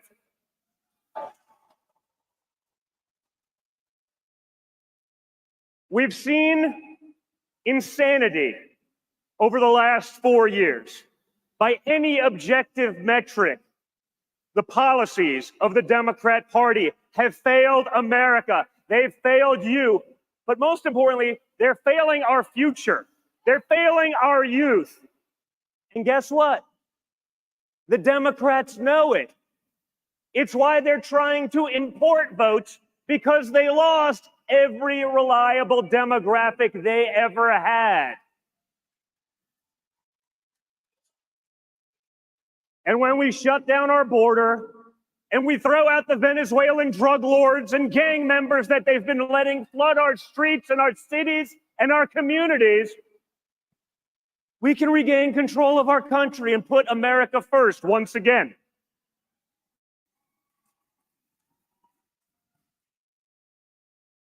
But imagine that, guys. We're living in a time where saying we're going to put America first is controversial. That makes you a terrible person. We've been watching for 4 years while we've been putting America last, while we're guarding our enemies or allies or supposed corrupt countries, Ukraine. We're guarding their borders, but not our own. It needs to stop once and for all. And by the way, for all the young ladies in the crowd, just so we're clear, yesterday, a whole bunch of Democrats voted to put young women into selective service because, hey, someone's got to fight these wars, and it's not going to be the Democrats. Now, think about that. They want to draft young women now. And by the way, not for a war that's popular, not a war that has any objective end result that they've articulated. You know, they're more than happy to spend your money, but they want to draft our women for an unpopular war so they can get their board seats at Raytheon. And now is the time to say enough is enough.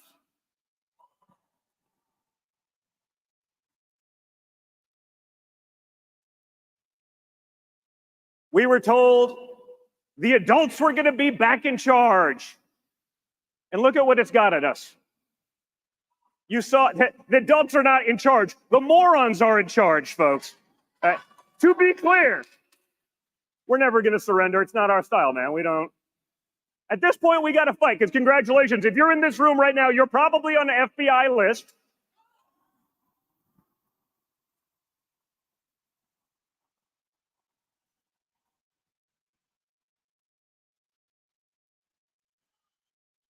You're in with me, my father, my family, so you're in with good company. I am on every list except the Epstein list. We haven't heard anything about that one in a while. I'm fine with all the other lists. As long as I'm not on the Epstein list, we're good, right? Speaking of which, how is it that my father can be convicted of 34 crimes, but no one on Epstein's list has even been brought to light? I'm trying to figure out how that's possible, right, folks? It's almost like they're trying to protect those pedophiles for some reason. I can't imagine why, right? We're not allowed to say they're groomers, but when they act a lot like groomers, sort of tells you everything you need to know, right? So for years, we were told the adults were going to be back in charge. And then we had our disastrous withdrawal from Afghanistan. 13 incredible Americans killed for nothing. Because the nature of predation is animals, predators, despots. They see weakness and they prey on it. And when America is exuding weakness, you get what we've experienced over the last few years. If I was getting a little tired, I'd look like Joe Biden for the imaginary chair. You see that? I mean, he usually can't find his way off the stage. He falls both up and downstairs. Now he's at the 80th anniversary of D-Day, wanders off into nowhere, does it again at the G7, sitting in imaginary chairs, and not one person in our mainstream media starts questioning his competence, right? If Donald Trump did one Joe Bidenism, it's something that Joe Biden does every day, the entire force of the mainstream media would be calling for the 25th Amendment. They'd be calling for impeachment. They'd probably get it. A bunch of the freaking rhinos in D.C. would go along with them. We're leading from behind. There's no one at the helm. And yet Joe Biden's been able to be effective pushing forward the radical agenda of today's left because he doesn't know what they're putting in front of him. He'll just sign it. Whether it's Obama, whether it's Valerie Jarrett, whether it's Susan Rice, whoever's making the actual call understands that they would have loved to have done that in their prior administration. But they wouldn't have done it because they got to preserve their legacy. They're more than happy to let Joe Biden sign it all and destroy our country. There's a reason the Democrats are all signing on this letter to draft, essentially, young women into the military. And it's because there's no more patriots that want to sign up. No one's going to sign up to serve under a trans admiral that only got the job because they're insane.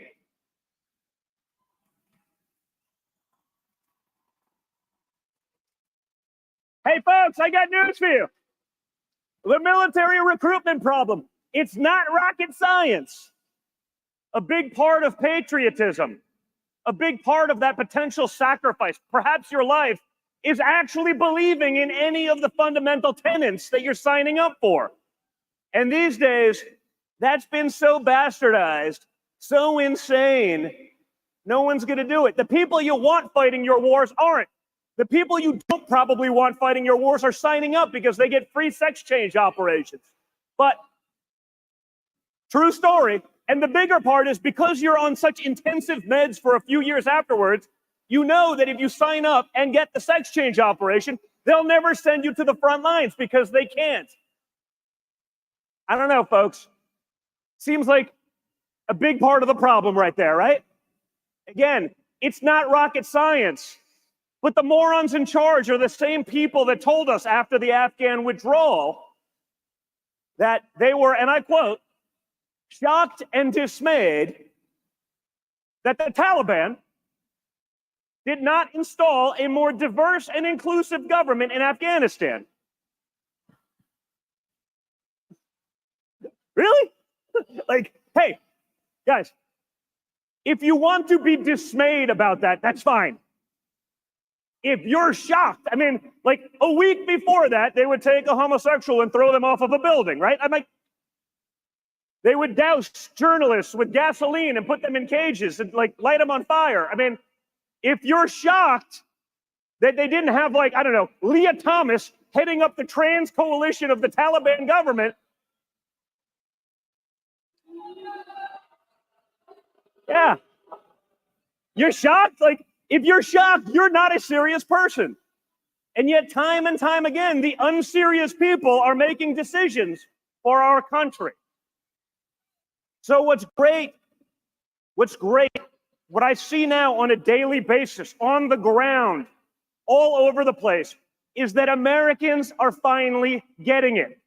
They see through the nonsense. There is no amount of big tech, no amount of media collusion, multi-trillion-dollar industries that's going to get people to believe that what they see each and every day with their own eyes is a lie, right? Bidenomics, they're telling you is working.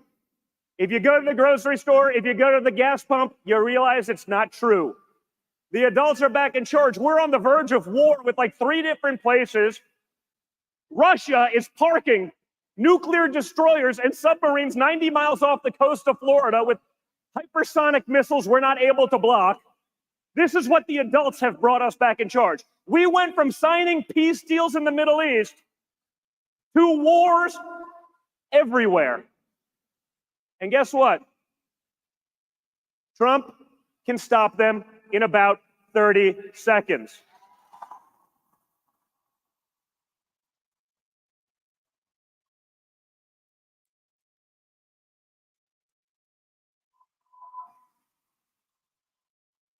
You just have to be able to have the strength and the resolve to push back against the swamp, right? They'll fund it forever. We signed another $50 billion yesterday. So that was 160 plus 50. We're at 210 billion plus probably a lot more. Remember when the Pentagon lost like another 200 billion? Like it's, you know, if you lost 60 bucks and you don't declare it, the IRS will come after your ass, okay? The Pentagon loses 250 billion and they're like, the rounding error, you know, what's 250 between friends? We can stop this insanity. We can create an economy. And you know how I know that? Because we've done it already. We've done it once before.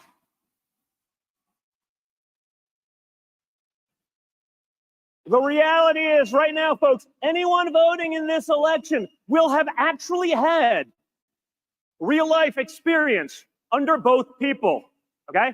It's not like the usual election where everyone makes promises and they fail, or they make a lot of promises they have no ability or intention on delivering on, but it sounds good to get a vote.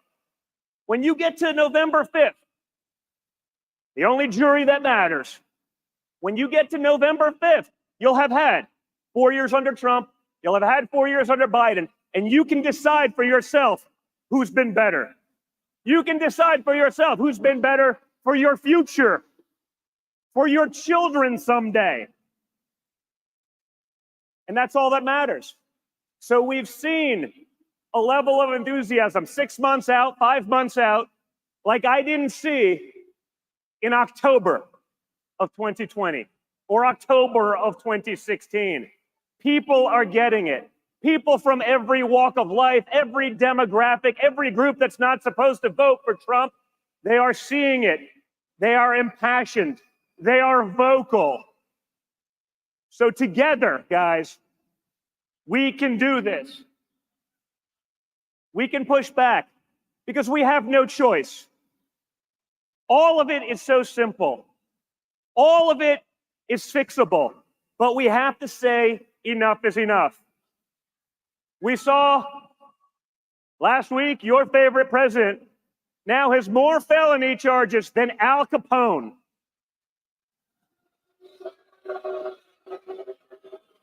I think it's kind of gangster at this point. I don't even care because I'm in 100%.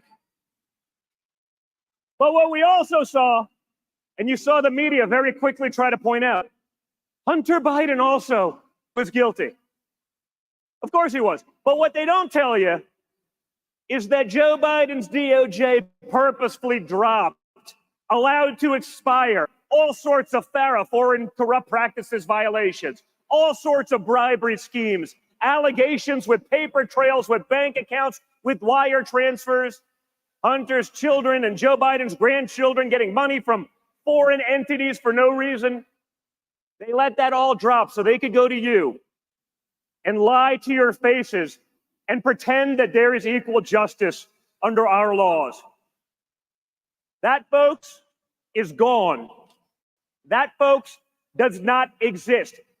They're trying to create the illusion that it does.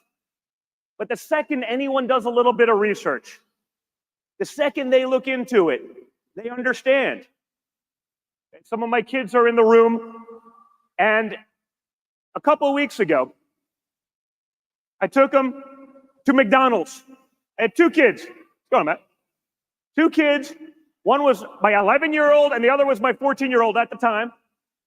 I have so many kids, like birthdays, like got to keep track. And when an 11-year-old and a 14-year-old get McDonald's and it's $49, it's too damn much. Okay? I'm not going to be one of these liberals like you see on, when you see the political commentators on MSDNC and they're like, my 3-month-old baby was crying about nuclear proliferation on the Korean Peninsula. They were very impassioned about it. Like they're full of crap with their woke. Like, I get it. I'm the son of a billionaire. But if I'm sitting there with sticker shock, if I'm pissed off when I get a bill at McDonald's, what's a hardworking American family feeling each and every day?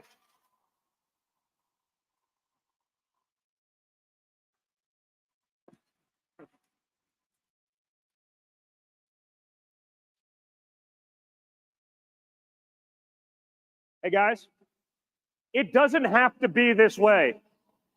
We've seen that we can change it.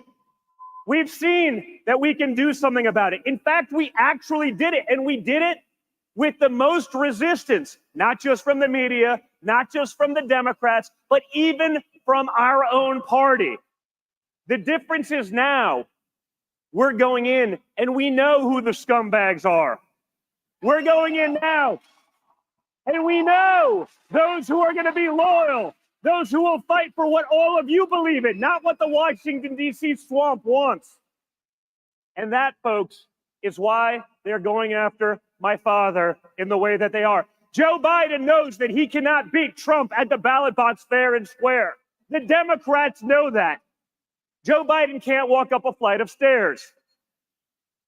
So they'll do what they always do. They'll figure out other ways. The problem is they overplayed their hand so much that now everyone in America, even those not like you guys who are into this stuff, but even those who don't follow, understand just how broken they are, just how corrupted they are, just how evil they are. And they've had enough because Americans know that if they can do it to Trump, and if they will do it to Trump, there is no one that they won't go after and destroy to push their agenda. So we must all become unafraid. We must all get in the game. You've seen it. One guy out there by himself, they can cancel the leader of the free world. They can cancel the most powerful man in the world, and they will. But if we get together, if we are unafraid, if we work and get involved and get our friends to do the same and make sure they understand and know full well what all of the consequences are, we can and we will win big time on November 5th. So get out there, get in the game, get involved, and fight like your country depends on it, because it does. Thank you, Turning Point.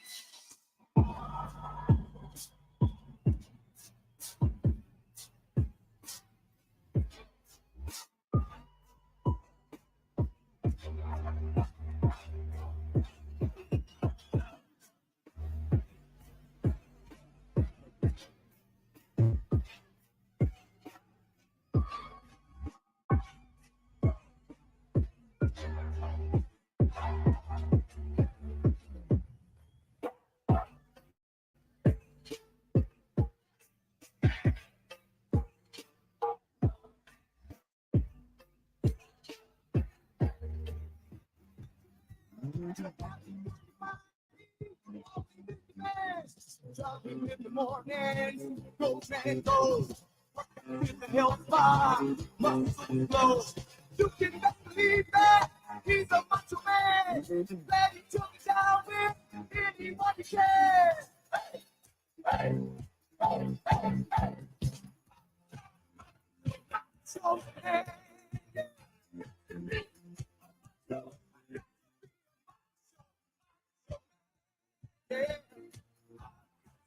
Macho.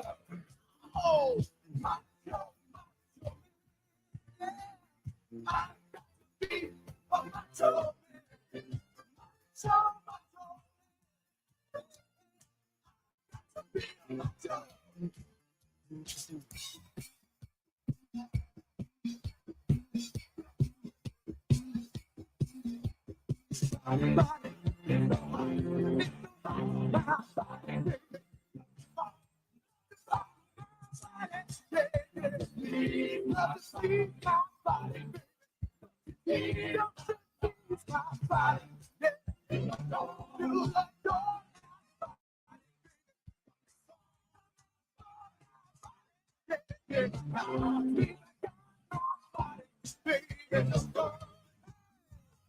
You can tell him my dog, he has a funky walk. This Western shirt and leather, always looks so boss. Funky with his body, he's a king. Call him Mr. Ego, take his chain. You can best believe that he's a macho man. He likes to be the leader, he never disgraces.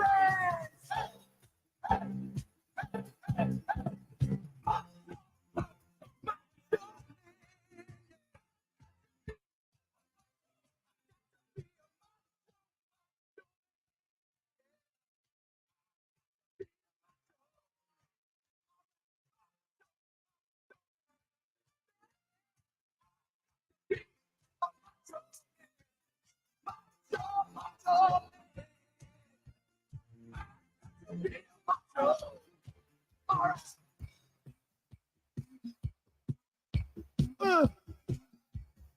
Macho, baby.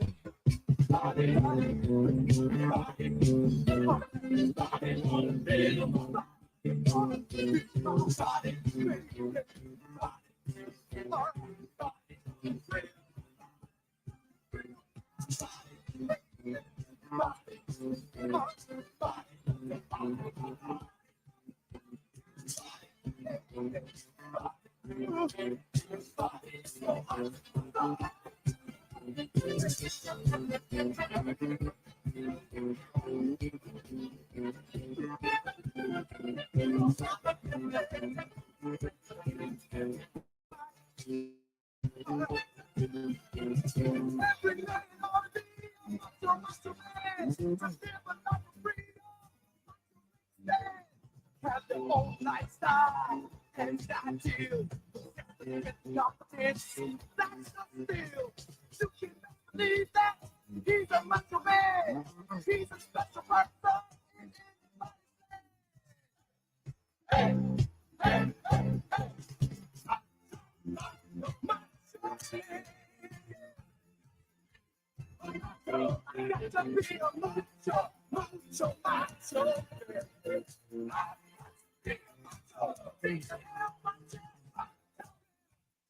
One, two, check, check. Check, one, two, test, test. Test, one, two, check, check.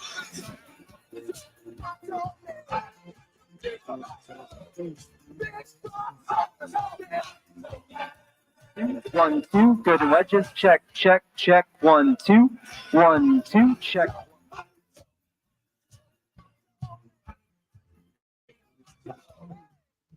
Check, one, two. Hey, 1, 2, 1, 2, 1, 2, 1, 2.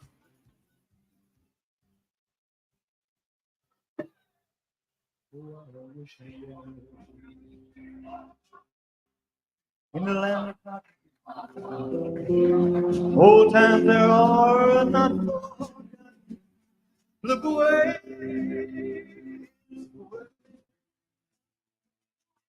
Look away.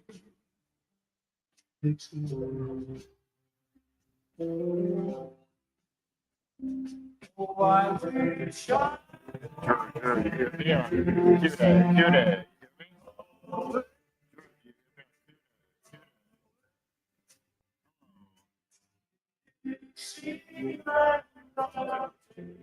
Take my stand to live. Hey, hey, Q&A, check. Q&A, check. Q&A, check. Q&A, check. Early Lord, one Q&A, check. look away. Look away. Look away. Dixieland.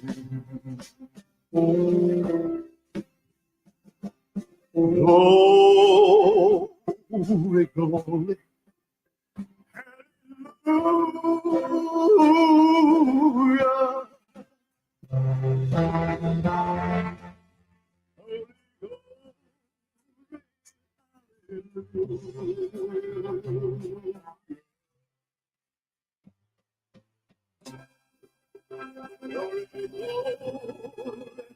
Hallelujah.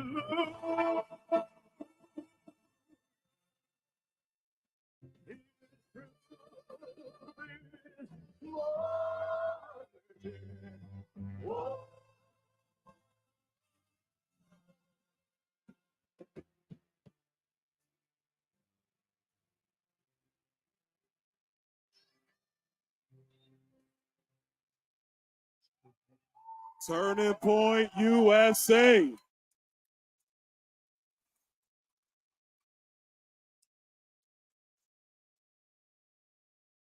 Turning Point in Detroit, Michigan.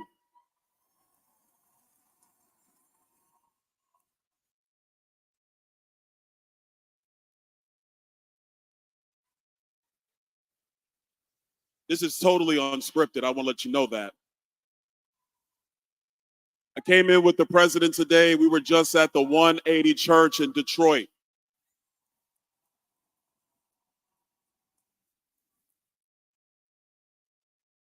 we were talking to Black voters here in the city of Detroit.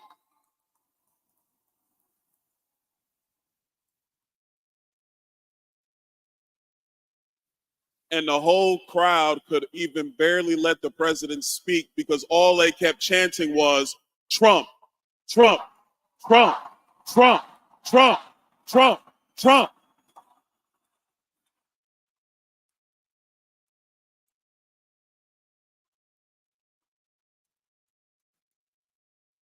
So, well, man, thank you, man. Look, man, look, hey, how much do you? So, I just want you to understand this. I was not supposed to speak. This is all unscripted. We're going to have a good time before the 47th president of the United States comes out.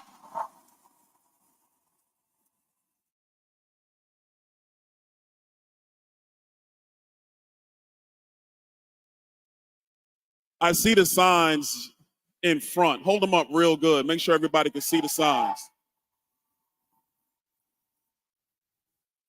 The sign I like says Joe Biden.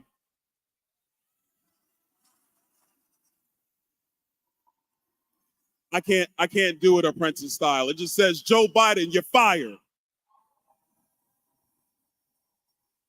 Lower those for a moment. Now keep those other signs up. The other ones. Yo, hey, they know how to follow. I like this crowd. They get it. The other sign is up right now, and this is for all the people at home, says never surrender.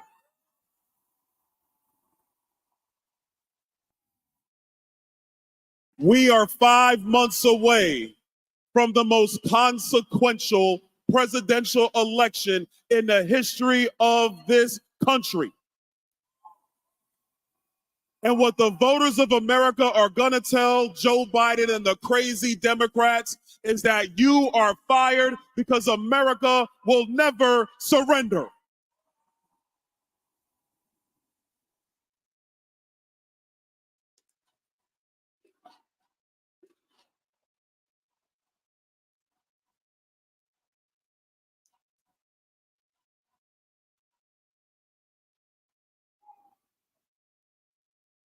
I told y'all this open mic. I'm just doing what I want now. I saw Don Jr. come off, and I go, Don, hey, I can't control that, man. I got no control. Man, I love you too. So I'm talking to Don in the back. I go, Don, you want to like bring the energy next time? And he goes, yeah, I got to pick it up. I got to pick it up. Nah, he was awesome. But I'm telling you that it's not an anger. It's just being pissed off. And that mood is all through America. I've been in state after state after state campaigning for President Trump, campaigning for members throughout the legislature, throughout Congress. And what the man and woman of this country are saying is, we are pissed off and we want our country back.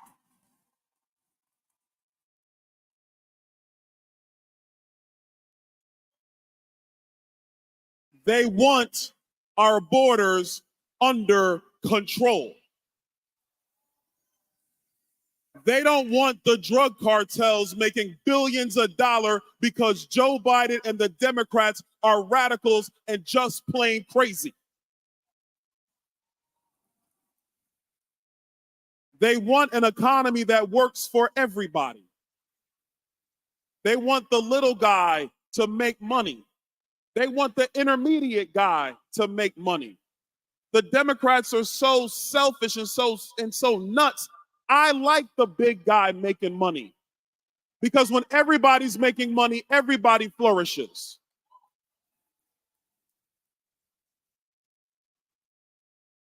The other thing that's happening now, and I know because as I'm going through my words, I told you this is unscripted, baby. We're just having a good time, Turning Point, good time. The Biden campaign, they do this thing. They've been doing it a lot. They're doing it to me now.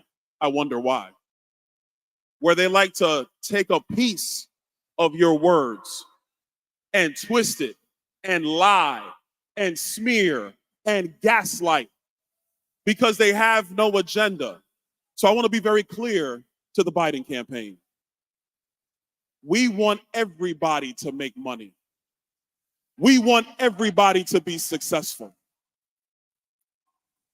And the only people that are not allowed to be successful in America anymore are the crazy Democrat Party that is ruining America.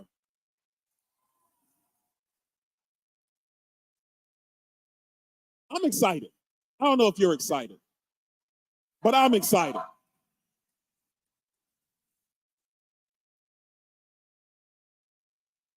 The political brass will tell you that we are a bitterly divided country. But I'm telling you that America has never been more united than it is right now.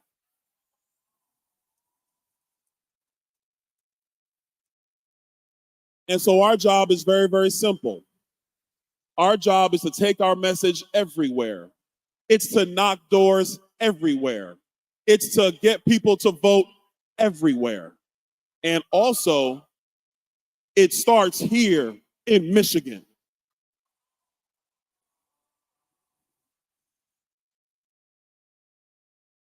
Last thing I'll say, I'm gonna leave it here.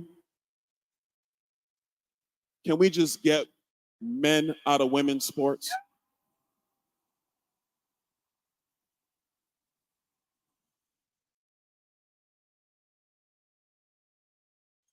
Can we make sure we educate our kids instead of indoctrinating our kids? Can we make America great again? Well, ladies and gentlemen, we're going to make that happen. God bless you all. God bless you, Turning Point. Stay out there, stay fighting. We're going to win this November.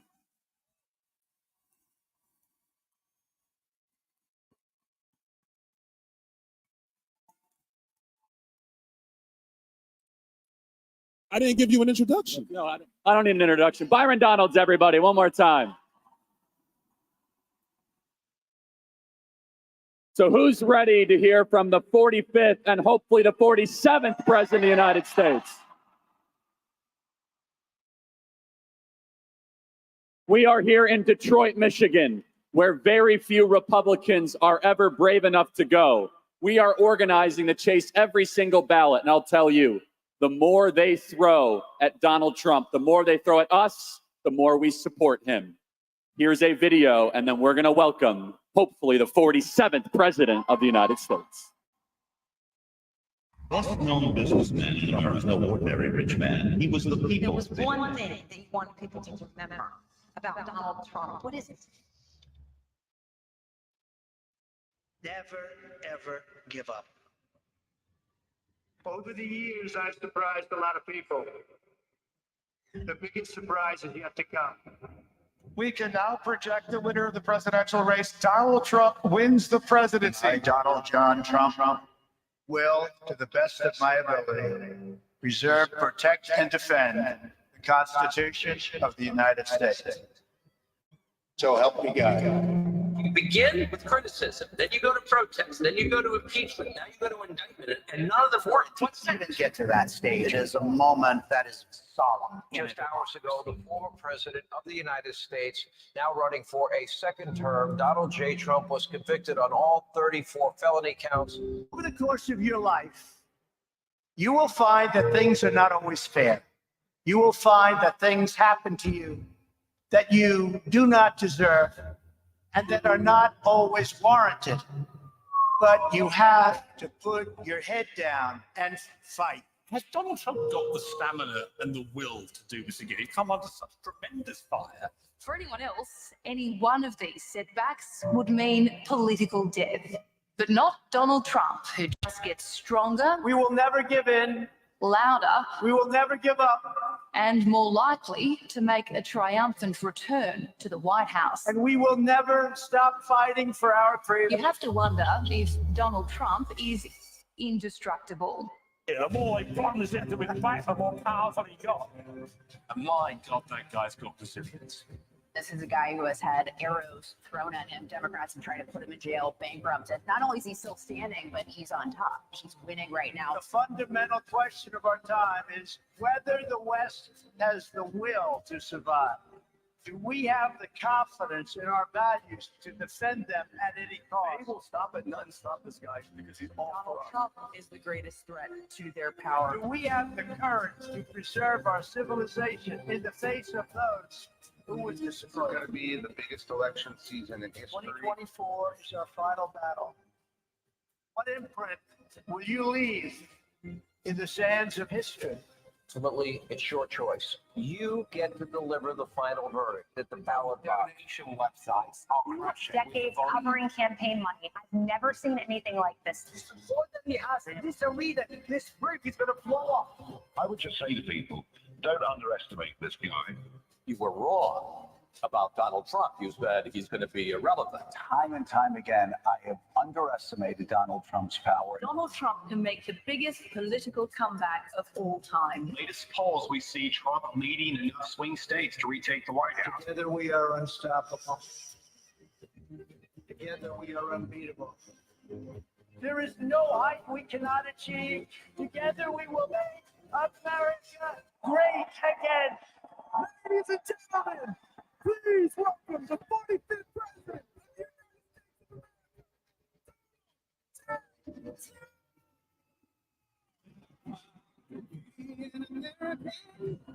At least I know I'm free, and I won't forget the man who died, who gave that right to me, and I gladly stand up next to you and defend her still today, 'cause there ain't no doubt I love this land. God bless the USA.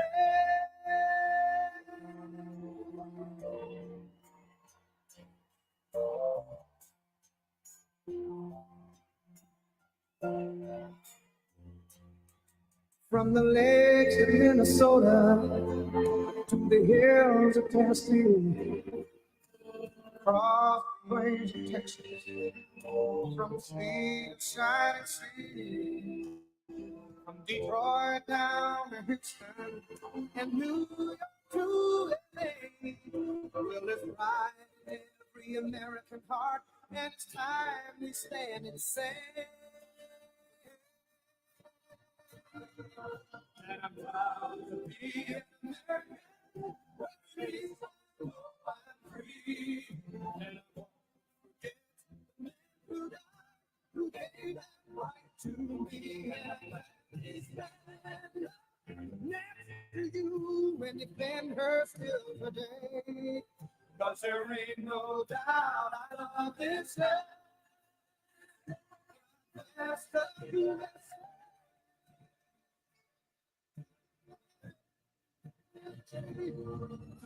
And I'm proud to be an American, where at least I know I'm free, and I won't forget the man who died, who gave that right to me, and I'm gladly stand up next to you and defend her still today, 'cause there ain't no doubt I love this land. God bless you.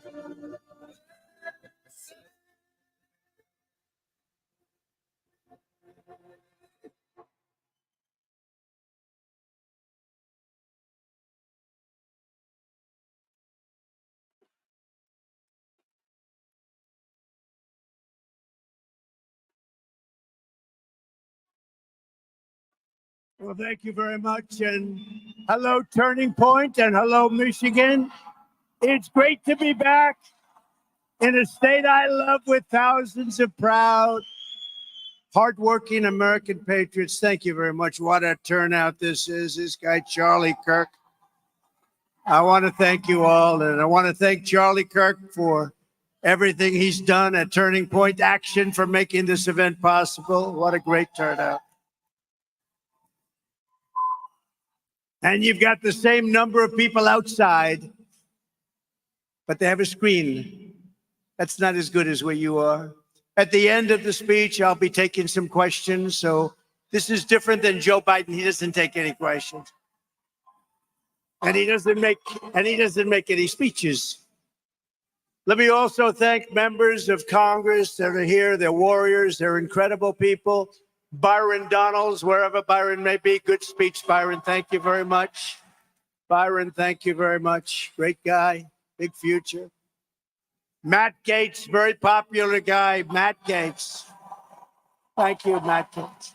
And Ginger. Thank you, Ginger. Thank you for being here, Ginger. Great couple.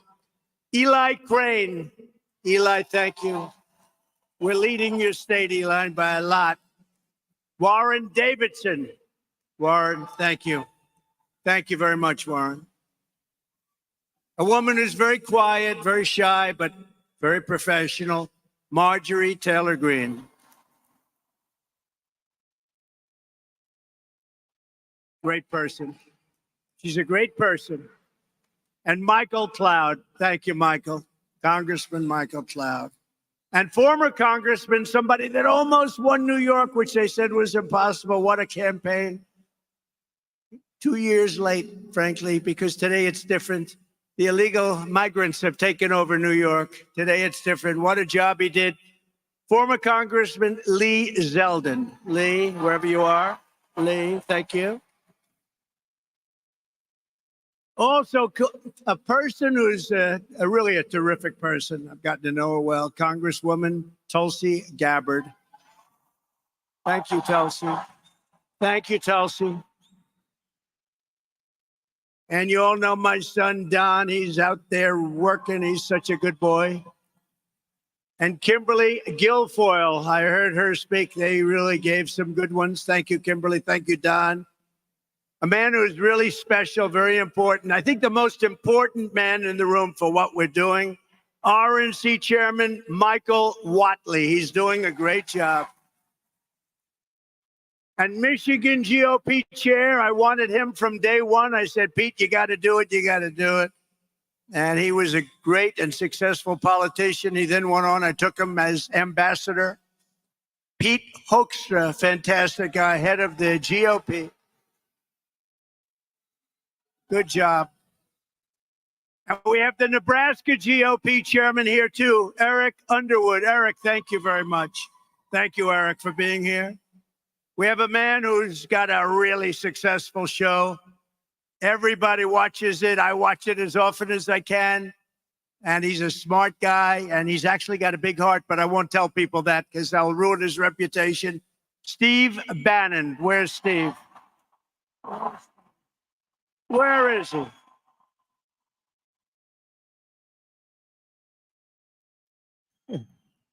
Thank you, Steve. He's great. He's a smart cookie. Another smart cookie, Roger Stone. Roger. Great guy. Former Secretary Ben Carson did a fantastic job. Everybody loves him. I love him. And a man who's very popular in these circles and a big star. He's become a bigger and bigger. Thank you for being here, Ted, wherever you may be. Wherever you may be, Ted, thank you very much. Thank you very much.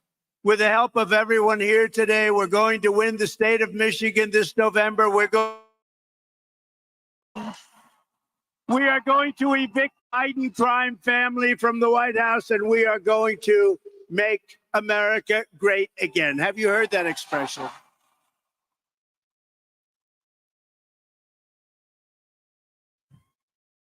Less than 4 years ago, our border was secure. Inflation was nowhere to be seen. We didn't have inflation. The world was at peace, and America was stronger and more respected than ever before. It was never as respected as it was just 4 years ago. Now, under crooked Joe Biden, the worst president in the history of our country, the world is in flames. Our border is overrun. Inflation is raging. Europe is in chaos. The Middle East is exploding. Iran is emboldened. China is on the march. And the worst, most incompetent person to ever lead this country is dragging us toward World War III. Other than that, I think he's doing a very good job. Do we agree? So, other than that, he's doing a fine job. Now, he's the worst. Under Biden, illegal aliens are better off. Terrorists are better off. China is better off. Russia is better off. The cartels are better off. But the American people were far better off under a gentleman named President Donald J. Trump. Have you heard of him? Have you heard of him?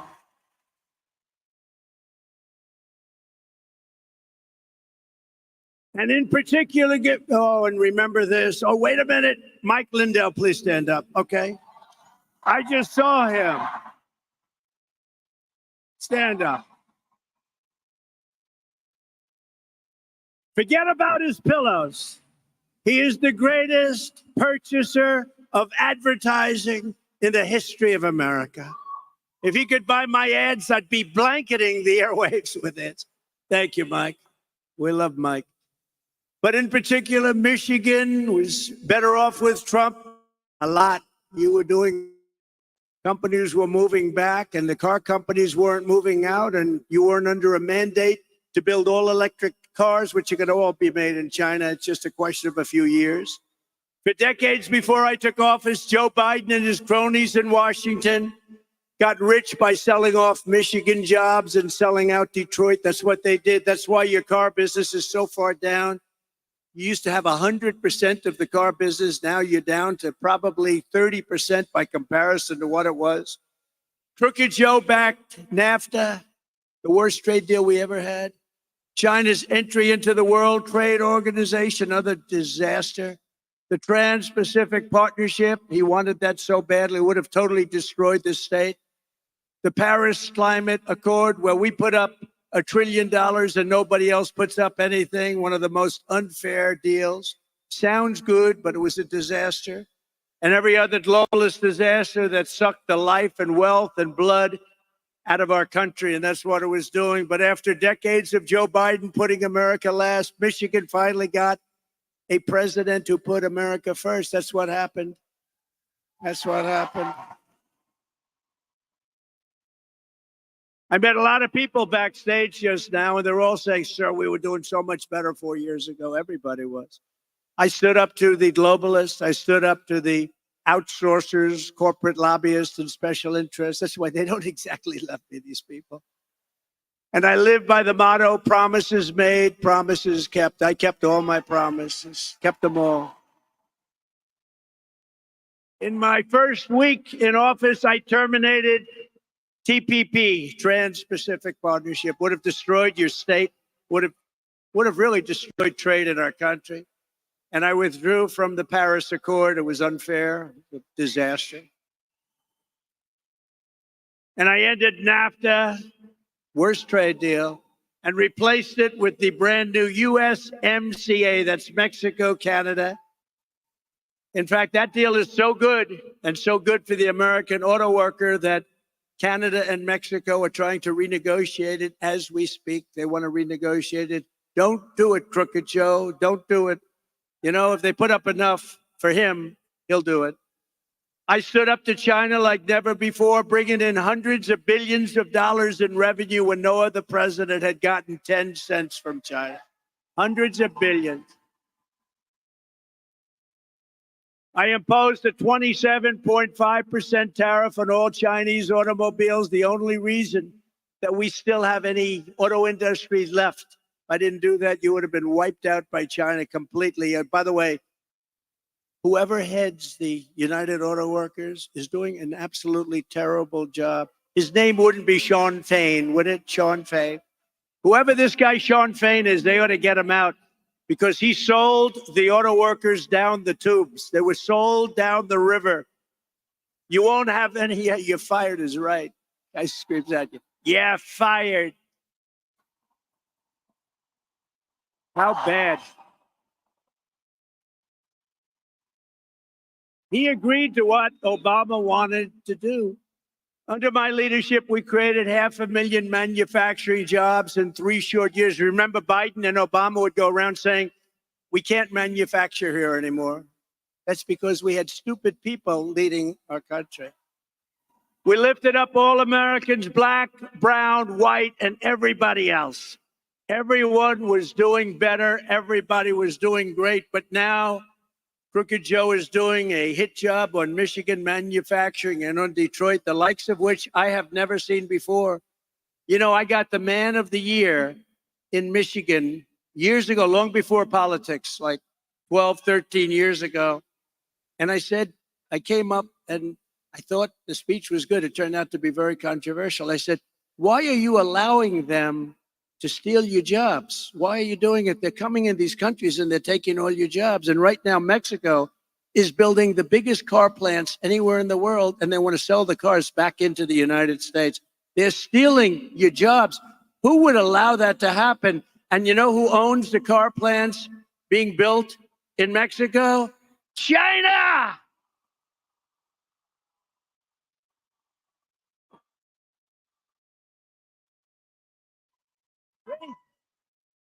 It's crazy. Who would believe it?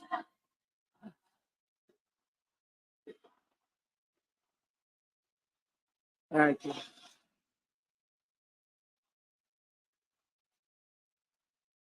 Thank you very much. Low IQ, Joe Biden's insane electric vehicle mandate will totally obliterate the U.S. auto industry, and it won't take long. Just so you know, we have the greatest army tanks. I saved it. In Ohio, a plant. When I was president-elect, they said, sir, they want to close our army tank plant. Makes the best tanks in the world. I visited in Lima, Ohio. And I saved it. I said, how can you do this? I looked at complexity. You'd never be able to build a plant like this. Turned out we made more army tanks than anybody. They did a great job. But they want to make them now electric so that when you go into enemy territory and you obliterate the enemy and you knock down and those tanks are firing, you do it in a environmentally friendly way. The problem with the army tanks, like cars and like trucks, the problem is that you would have to bring a battery pack along. You're going to pull it like a little wagon, like a child pulls a wagon. So they want to build a army tank, but the battery is very big and very heavy, much heavier than a thing called diesel, much heavier than diesel fuel. And you got to see this tank. It's like a wagon, and there's a big thing that it's pulling in the back. And even with that, it doesn't go far. And lots of bad things happen, like it doesn't take cold weather very well. And it's really bad in heat. But it is environmentally friendly, remember that. Of course, making it is an environmental disaster, so that more than makes up for it. And they want to have your jet fighters now. I got more planes. I rebuilt our entire military. They want to make your jet fighters use a fuel that's environmentally friendly, but it makes the plane 18% less efficient. So that's the difference between in a fight with the enemy, winning and losing, a minor difference. But you go in again, they want to go in a clean, environmental way as we bomb the shit out of a country. Can you believe this? Oh, who are the people that are destroying? Who are the people that are destroying our country?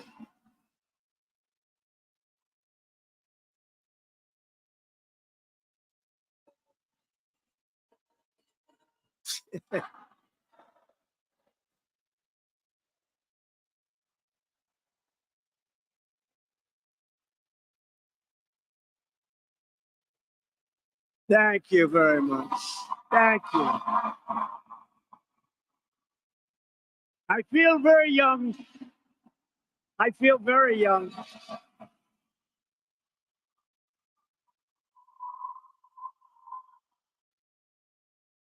I don't know what it is, but I feel better than I did 30 years ago. I don't know what the hell's going on. I don't know. I feel very good. So we can't let these people destroy our country like this. I mean, they're going crazy. Today you read where they don't want to have any water in your dishwasher. So your dishwasher won't work. And they think that's good. So what you do is you keep having it go on and on and on. The electric bill is 10 times more than the water. And these are areas that have so much water, they don't know what to do with it. They're flooding. They're floodplains. They have so much water in many cases. Now we can't do that. You know, I ended that. I went to in Ohio, a great company was going out of business because of dishwashers. They wouldn't give the water. You couldn't sell the product. And South Korea and China were dumping dishwashers in here for half the cost. They weren't as good. Whirlpool, but half the cost, they weren't as good. And I went and I saved it. I put a 50% and 100% tariff on all of these dumped machines, and I saved that company. And then I said to the head of the company, who was great actually, called me, said, we don't know what to do. You can't, I mean, they're dumping this stuff. They can't be, you know, they're losing a fortune, but it didn't matter because their governments were paying for it. He said, I don't know what to do. I said, it's okay. So I solved the one problem. They're not dumping. What's your next problem? They don't allow us to use water. We need more water. You can't wash dishes unless you have a certain amount of water. I said, how much do you need? We need just a little bit more. I said, I'll give you a lot more. I gave them a lot more. Now they want to end it again. You ever go into a new home where you have a shower where the water doesn't come out of the shower head? They put a restrictor on. I took all the restrictors off. I took them off. I've had the experience. I take a shower. I want that beautiful head of hair to be nice and wet. Lather. I want it to be lathered beautifully. And I get this best stuff you can buy and I dump it all over. And then I turn on the water and the damn water drips out. Takes me. I can't get this stuff out of my hair. It's a horrible thing. No, it's terrible. Oh, you turn on the sink and the faucet. You turn it and no water, practically no water comes. So you leave your hands under there. You're trying to get the water. Well, I revoked all of that stuff and they just put it back on. Isn't that terrible? And these are areas that have a lot of water where they don't know what to do with it. It goes out to sea. And we'll turn it back on the first day. We're going to do a lot of things on the first day. We're going to take care of a lot of problems. First day in office, we're going to close up the border. First day in office, we're going to drill, baby, drill.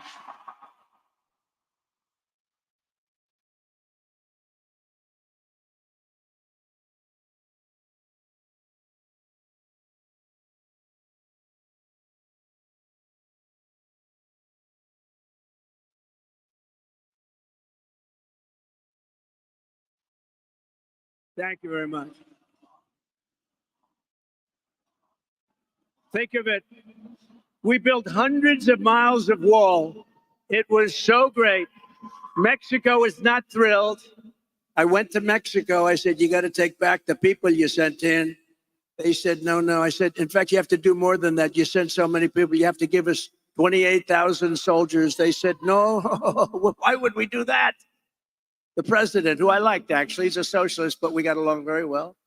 I got along good with all of them, but that didn't mean they loved my policy. My policy was brutal. I mean, think of it. China never paid us 10 cents. I told you. Now they paid us hundreds of billions. You think, and I like President Xi, but do you think he really likes me too much? In fact, Biden's having a hard time taking off the tariffs because it's so much money coming in. He doesn't know what to do. But he'll do what his communists tell him to do. But think of it. So Mexico said, no, no, no, we're not going to give you 28,000. I said, yes, you will, 100%. They said, we're not going to give you. Why would we do that? They laughed at me. They thought, what kind of a person is this that would ask for such a stupid request? I said, no, no, you're going to give it 100%. And I had it out a little bit with the president. I said, listen, you and I are friends. Just send me a negotiator, please. And they sent a man, and you've heard this. I told it a couple of times. A handsome man from Mexico, tall, dark, and handsome. He was wearing the most beautiful suit I've ever seen. And I wanted to ask him, who is your tailor? But I said, that's not a good way to start a negotiation. So I figured I wouldn't do that. I'd skip on his tailor. But I said, listen, we want to give, and I said to the Secretary of State, and I said to people that work in the State Department, give me a best of list, 10 best of. I want your best of. The 10 things that you want. And they wrote 10 things down, and a woman from the State Department, a very nice woman, but a lousy negotiator, she said, sir, we've been asking for these things for 25 years. You'll never get them. I said, 100% I'll get them. She said, "You won't, sir." I said, "Just sit back and watch." So this gentleman came in with a beautiful suit, handsome guy. And I said to him, "I want 28,000 soldiers. I want a thing called remain in Mexico, meaning everybody has to remain in Mexico. They can't come into our country until they're vetted and checked," which was very few people came in. We had the best border in history. Now we have the worst border in the history of the world. But I said, "I want 28,000. I want remain in Mexico. Nobody comes in until they're vetted and checked. I want catch and release." You know what catch and release is? We catch and release, and then we release the people into our country. We say, "Come back in 5 years for a court case," but nobody ever comes back, except for the really stupid ones. Nobody ever comes back. And 7 other things that were worse. And I put the list before him, and he laughed at me. He laughed at me like I was a fool. He laughed at me. I said, "Do you think I'm a fool?" "No, sir, but these are foolish things you're asking for." He said, "You're going to do it." "No, I'm not." I said, "You're going to do it 100%. You're sitting there, right? You're going to do it." And now he starts to get a little bit strange because he say, "Why does this guy have such confidence in this?" And I said, "You're going to do it." He goes, "No way." And I said, "Way." Then I told him, I said, "Here's what's happening. If you don't do it, I have before me a document right here. It's right here." And I said, "You don't do it, I'm signing this document." This was a Friday afternoon. I said, "On Monday morning at 7 o'clock, we're putting on 25% tariffs on everything that comes in from Mexico, including all the cars that you stole from America, all those newly manufactured Mexican cars that come in by the tens of thousands. And then you have 1 month and it goes to 50%, then it goes to 75, then it goes to 100, and I think I'll stop at 100. And that's many times more than the cost of 28,000 soldiers." And he said, "Sir," he couldn't breathe. I said, "Are you okay in that beautiful suit?" His suit was getting very damp. I said, "Are you okay?" He goes, "Oh, and by the way, I have to tell you, I had a great word that I was going to use, but it's a curse word. And I was told by a great evangelical preacher just this week, 'Sir, you tell the greatest stories, you're the greatest everything, but sir, please don't use foul language.' And I said, sometimes you need foul language to tell a great story because there's no words like this." He said, "Sir, you don't." So I was going to use a really terrible word, but it's over in an instant. But the truth is, I think it does look worse. Look at all the media back there. I think it does look worse on television than it sounds in a room. So did you notice I had a blank space right there? I said, "Here's what you do. You go and tell me." He said, "Sir, may I take 5 minutes? I'd like to make a phone call back to Mexico." I said, "Absolutely. Say hello to the president, please." "That's who you're calling, right?" "Yes, sir. How did you know?" I said, "Please be quick because I have a very important appointment coming in." So he went out, came back very quickly. "Sir, it would be my great honor to supply you with 28,000 soldiers free of charge. It would be my great honor to create a new policy of staying in Mexico or remain in Mexico. And sir, it would be my great honor to have catch and release in Mexico as opposed to catch and release into the United States. And those other things, sir, we would like very much to do that also." By the way, the woman from the State Department, she almost had like a heart attack. She couldn't believe it. And she was a good woman. She was actually happy. A lot of them would be unhappy because, they would have been right about the point. She was actually happy. She couldn't believe it. I did many, many things like that. I did it with Macron. You saw Macron taking advantage of Biden just the last couple of days. He's looking at him like, how dumb is this guy? What the hell is... They're landing in a parachute, and he turns around not to watch the guy landing, but to watch a tree behind him. And the new and very respected leader of Italy, I didn't know who that was. A woman came up to him and spun him around like he was a top. He had no idea where the hell he was. He's watching a parachute land, and he turns around to look at trees.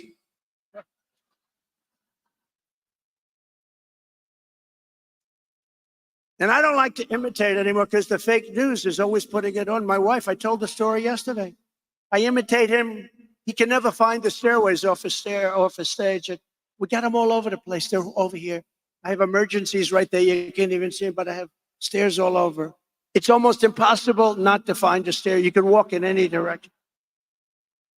And I imitated him. Getting lost. And do you ever notice he always goes like this? He makes a speech that lasts for about a minute and a half. People come to listen to him. You know how many people come? Like we have this massive room that's packed to the corners, and outside you got more people. Listen. He can't fill up the 8 circles. And I said, by the way, the 8 circles were meant for COVID. They're meant for COVID. You don't have to use them, but they use them as an excuse because nobody comes. So he's up and he's before a tiny little crowd, 30, 40, 50 people. And the speech lasts for like a minute. And then he's looking for the exit and he goes like this. He always does it. He points and he's pointing in the right direction and then he walks in a different direction. And I said to our great First Lady, I called her, and we had a big crowd that evening. You know what? We had 107,000 people in New Jersey 2 weeks ago. 107,000 people. Matt Gaetz was there. We had 68,000 in Alabama, 73,000 in Texas. We have the biggest crowds in the history of politics. That tells you they like what we're saying. I called our First Lady. He said, how good was that speech? Was that brilliant? Did you see the crowd, First Lady? This is the way you talk to a wife, right? I think. Did you see the crowd, First Lady? How good was that? Nobody else could get a crowd. In the history of politics, nobody ever had a crowd like that, First Lady. She goes, but your hair looked terrible. So what the hell? Or she'll say something even worse. Have you gained weight? You didn't look good. But this last time, it was like a fluke. She said the speech was unbelievable. Congratulations. But what happened? You couldn't find the stairs going off the stage? So I imitated him, and the fake news said I couldn't find the stairs.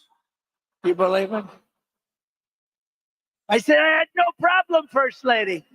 She said, well, they showed you couldn't get off the stage. You were walking into a wall. You know, usually there's a wall behind. That's good enough. And I'll walk into it. Now I don't like to do it anymore because they show it to, no, that's an imitation of Biden.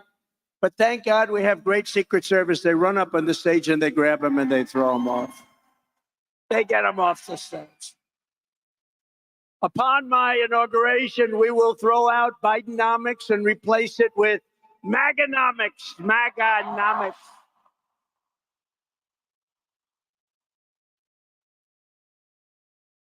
And in less than 4 years, Crooked Joe's inflation nightmare and energy price hikes, the likes of which we've never seen before, they've cost the typical American household $28,000.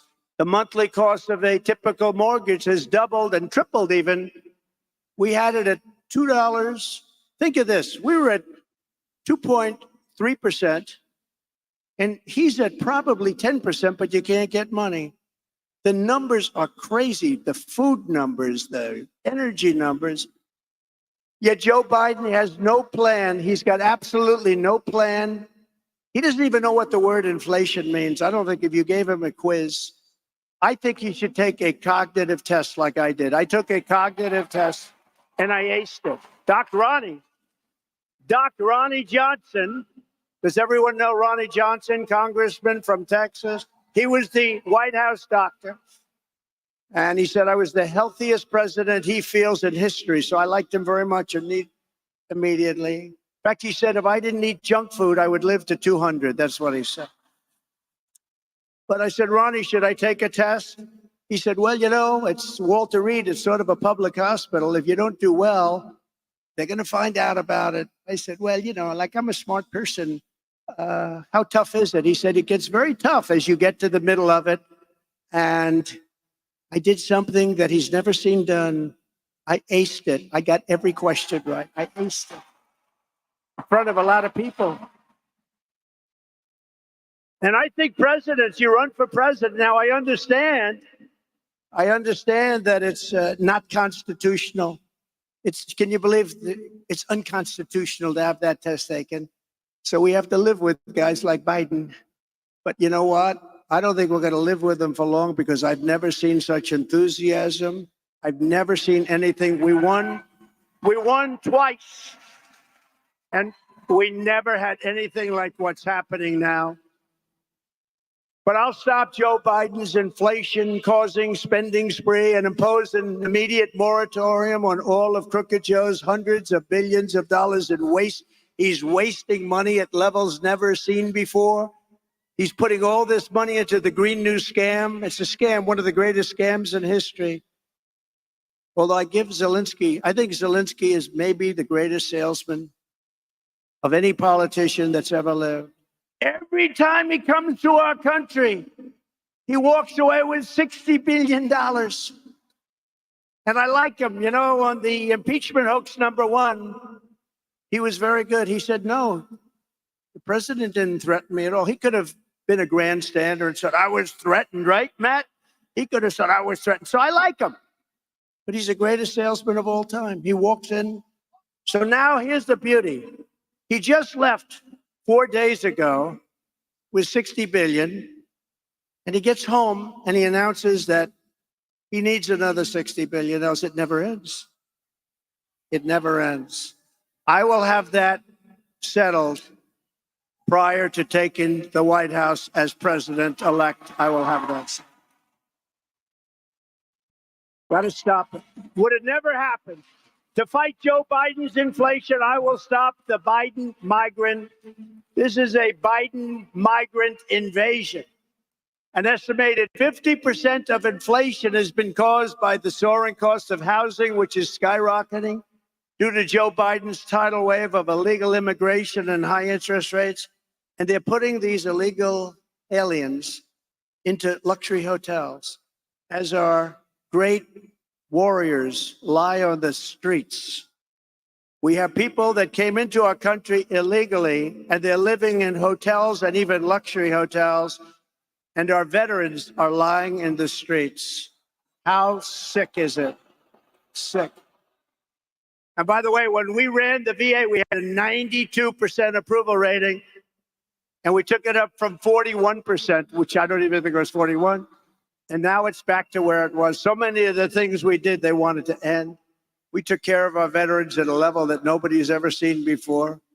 One thing we said, if you have to wait online, and I had to get this done through Congress, if you had to wait online for more than 1 day, you go out to a private doctor, get yourself better, and we pay the bill, right? That sounds sensible. People were waiting for 3 months, for 4 months, for 2 weeks. Can you imagine you want to see a doctor, you really feel badly, and he says, good, come back in about a month and a half? People were becoming terminally ill that would have had a minor, they would have gotten a shot or they would have taken a pill. They were becoming terminally ill. Anybody waits more than 24 hours, you couldn't see a doctor. You go to a private doctor and we pay the bill. We had prices, we had schedules. The other thing we did is we had civil service, 9,000 people that were crooks and thugs and sadists, a lot of sadists. They enjoyed beating up our wounded warriors in less than prime time. You know, in prime time, they would have gotten the hell beat out of them, but our people were in bad shape and they would beat them up. We had sadists. Can you believe this is a country, but it's the way it is. 9,000. I got the approval. We fired 9,000 people and replaced them with good, loving people. And we had the highest approval rating in the history of the VA. But what makes you sick is to see what's happened with our soldiers, and you see the way others are being treated. How about they're given a cell phone? They're given all sorts of insurance. They're given hospitalization. And what it does is that people want to come into the country. Gavin Newsom, the governor of the great Gavin Newsom.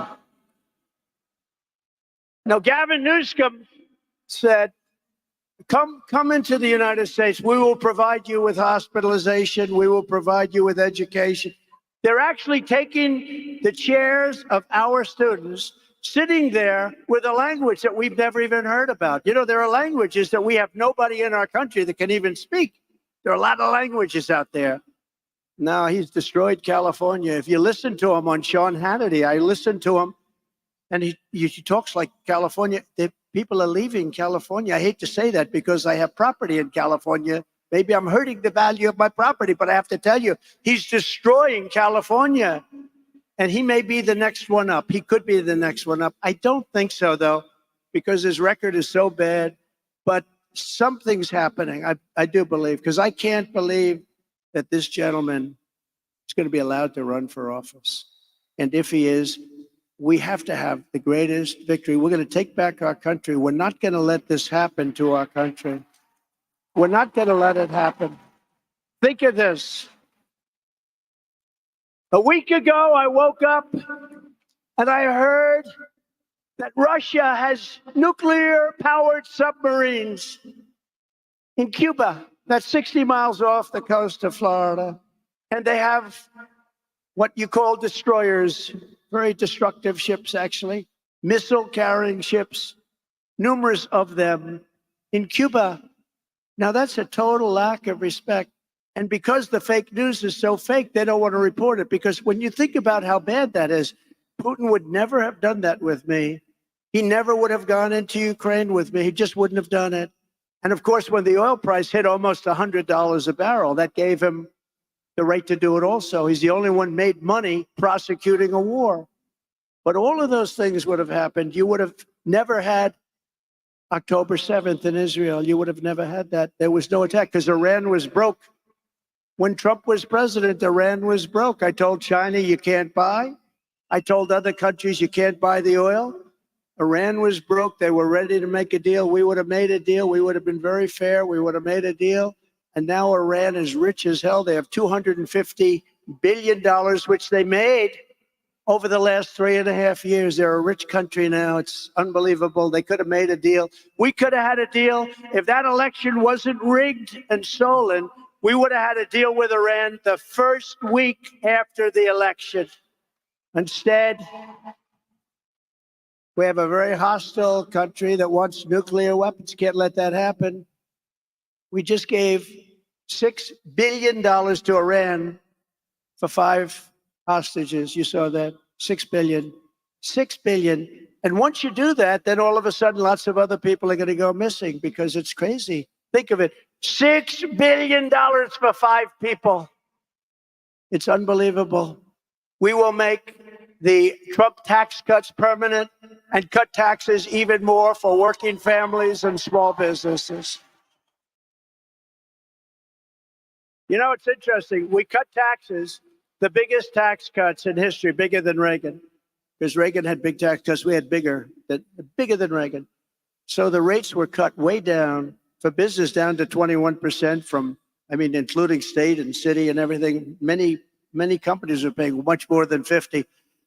So they're way down, 21%. In fact, I'd like to bring them down further, and for the middle class, bring them down even more.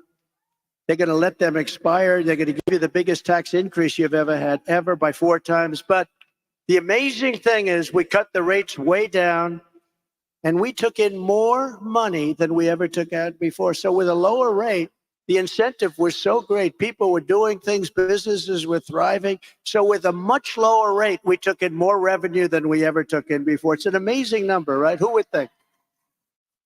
As part of those tax cuts, I have announced that I will eliminate taxes on tips for restaurant workers and hospitality workers and anyone else relying on tips. No more taxes on tips.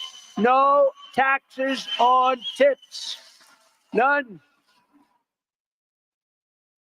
None.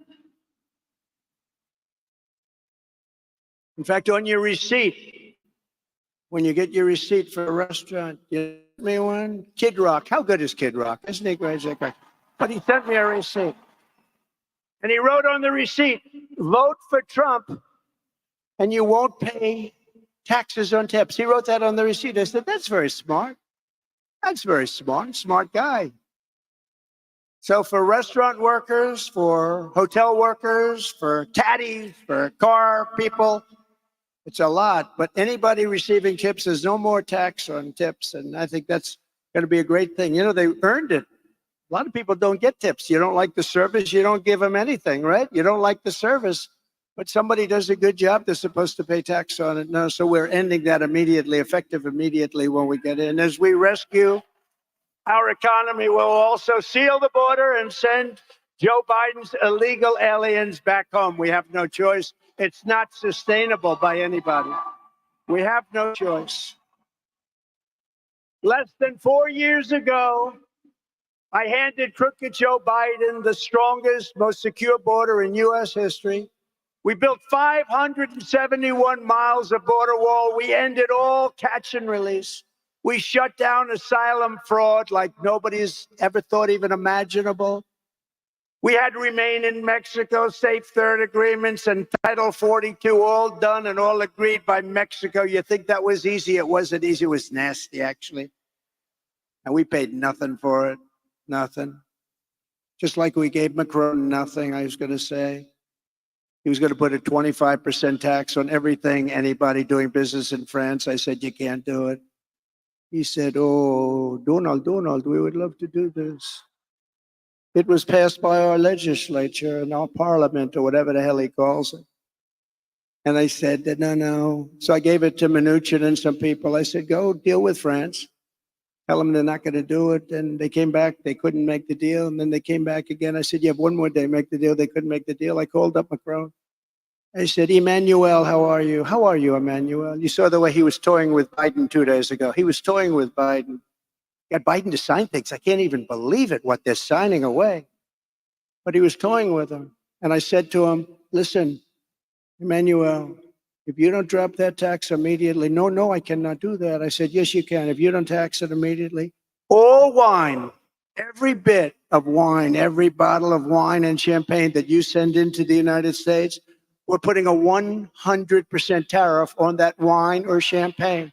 We don't want your wine and champagne. We make great stuff over here. And he said, Donald, that is not fair. I said, yeah, it's not fair to charge American companies 25%. I got to stick up for the companies. They're our job producers. He said, that is not fair. I said, Emmanuel, you have 24 hours to tell me. 10 minutes would be better. He calls me up 5 minutes later.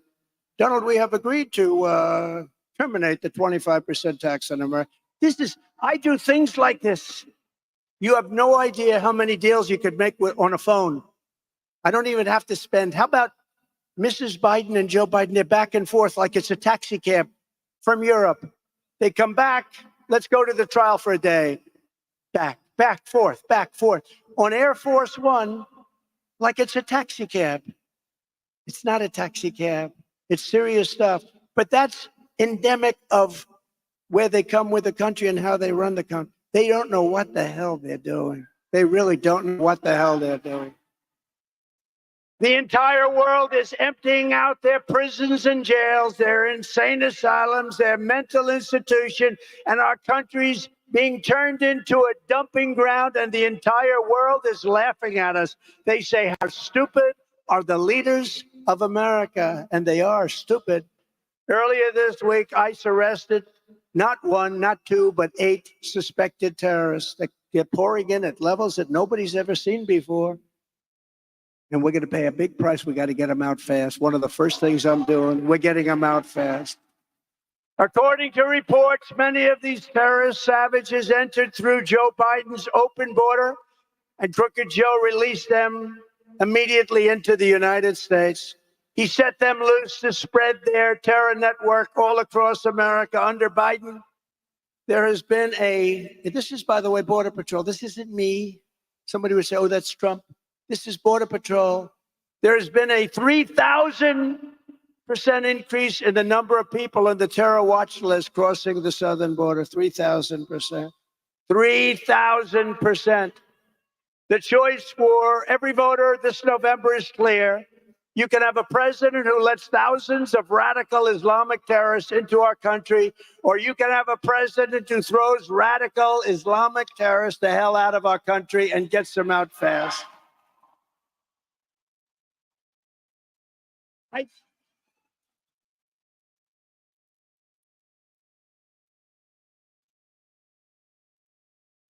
Crazy. On day one of my new administration, we will begin the largest deportation operation in American history. We have no choice. This is not sustainable.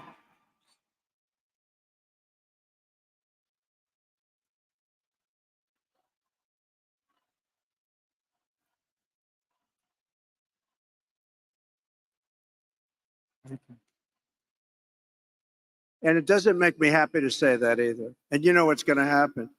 We'll get 10 terrorists and then one woman with 2 children that are beautiful children and everything, and that'll be the front page of every newspaper.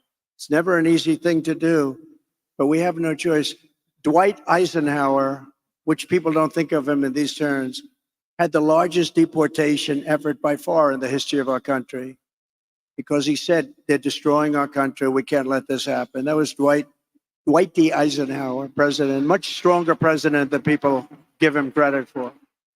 But we're going to have no question. We're going to have no problem. You know, they wouldn't take, as you know, we have MS-13, the worst killers of any gang anywhere in the world, and they were pouring into our country. And I said, we want to get them out. I said, I want to bring them back to their country because you don't want to put them in our jails. It's so expensive and everything. They killed 2 girls in Long Island. They sliced them up with a knife. They didn't want to use a gun. They didn't want to use a gun. They sliced them up with a knife. 2 young high school girls walking to school. They killed them, sliced them into pieces with a knife. They're animals. And Nancy Pelosi said, you shouldn't call them animals. These are human beings. I said, no, they're not human beings. These are animals. They sliced them up with a knife. And by the way, ICE and Border Patrol, you know, ICE came in. This was in Long Island, ICE. For some reason, they like Long Island. But ICE came in, and these are great patriots. These are tough cookies. I know some of my friends up here in the front rows. They're tough, but they're not doing the ICE. They're not doing that. And you'll see ICE come in, and they'll run into what they call a pack of MS-13 tough guys. And you'll see for 2 minutes, fists are flying and everything's flying. Who the hell wants to do that? Matt Gaetz wouldn't do it. Byron wouldn't do it. Byron's tough. He wouldn't do it. I wouldn't do it. I think Mike Lindell might do it. I don't know. He may be the only one. He may be the only one. I wouldn't do it, Mike. And they go in there, their hands are flying, and then they grab them. They're gaga. They're all knocked out, and they put them in paddy wagons. But my people told me that we couldn't get them back into their country. So Guatemala, Honduras, El Salvador, they come from countries just beyond Mexico. Some come from Mexico, actually, but the countries won't take them back. They clogged up the runway so that a plane can't land. They blocked all the roads so the buses couldn't get in. And the generals came to me, sir, we have a problem. We have them all, but we can't get them back in. We haven't been able to get them back in for many, many years. During the Obama administration, they could never get them in. That was Obama-Biden. Biden didn't have a clue then either, by the way. We cannot get them in, sir. I said, really? How much money do we pay them a year for their economic development stuff? See, I was going to use another word there, but I can't do it because of the man that I respect so much. You know who it is? Franklin Graham. I can say that. Who's a great guy. He wrote me a note. President, you don't have to use foul language. You just don't have to use foul language. Your stories are so great. Your crowds are the biggest crowds ever assembled. Nobody's ever done this. You don't need foul language. I said, sometimes you do for emphasis. He said, you don't, sir. So I'm trying it without foul language today for Franklin Graham. And I say that these stories lose 10.2% effectiveness. But I do it for Franklin Graham because he's a great guy, and those are great people. They're great people, what they do. The pastors, the preachers, the rabbis, A lot of great people. We have a lot of great people. So I'm doing that. I said, you know, maybe he's right. But think of it. So they bring these people out and they can't get them back into their country. So I said, call the presidents of those three countries, inform them immediately. They get $750 million from the stupid United States. Inform them that we're not paying them any longer because they didn't fulfill all of the obligations under the agreement. Namely, they're sending a lot of, you know, they send them because they don't want them in their country because they're smart. And you know what? If it was me running those countries, I would have done it faster than them. Why wouldn't you do it? I would have cleaned out the prisons. They've only gone down 50, 60, 70%. Venezuela, crime is down 72% because they've taken all of their criminals, most of them, and they've sent them in. They'll have the rest of them in within a year. I would have done it much faster if I were them. I would have done it much faster. I said, tell these countries that we're no longer paying them $750 million. And they did. And the next morning I get to the office early, 7:30. I get 3 calls separately, but simultaneously. Mr. President, may we speak to you? I would like to speak to you. I don't understand. There must be some miscommunication. You stop payment on all of the money you send us. But I ask why? Because you're not taking your criminals that you sent to us. They send them. By the way, they send them. You're not taking them back. Oh, sir, we would be delighted to take them back. It would be our great honor to take back 400 MS-13 Savages. It would be our great honor. Sir, please send them back. We would love to take. We can fly them in. We'll send airplanes. Ay, ay, ay. For years, they weren't able to do it. You know that, Matt Gates? They weren't able to get it. I said, we're not going to pay them anymore. As soon as I said that, they all called. At the same time, I spoke to them separately. It was like the same conversation. We would be delighted to take them back. And that was the end of that. We sent out thousands and thousands of MS-13 back to their country. But it's out of control now because whatever we sent back, they're coming back in at levels that nobody's ever seen. I won in 2016 because of the border. We had a really bad border, but that border was nothing compared to what you have now. That border was peanuts. It was nothing. It's no wonder Joe Biden and his thugs are so desperate to stop us. They know that we are the only ones who can stop them, and they know it. And it was just announced that they withdrew their lawsuit, the laptop from hell lawsuit, right? The fake. Remember where they said it was Russian disinformation? It wasn't. They withdrew their lawsuit against the greatest mayor in the history of New York City, Rudy Giuliani, which accused him of everything under the sun regarding the laptop from hell. They withdrew it on the basis that everything that he said was true. For years, he's been fighting for himself. Everything Rudy Giuliani said was true. It was not from Russia. It had nothing to do with Russia. It only had to do with Hunter. Think of that. They try and destroy people. But think of that. It wasn't Russian disinformation. It was made up story for election interference purposes. And I assume we're going to be talking about that at the debate. Is anybody going to be watching the debate in this room?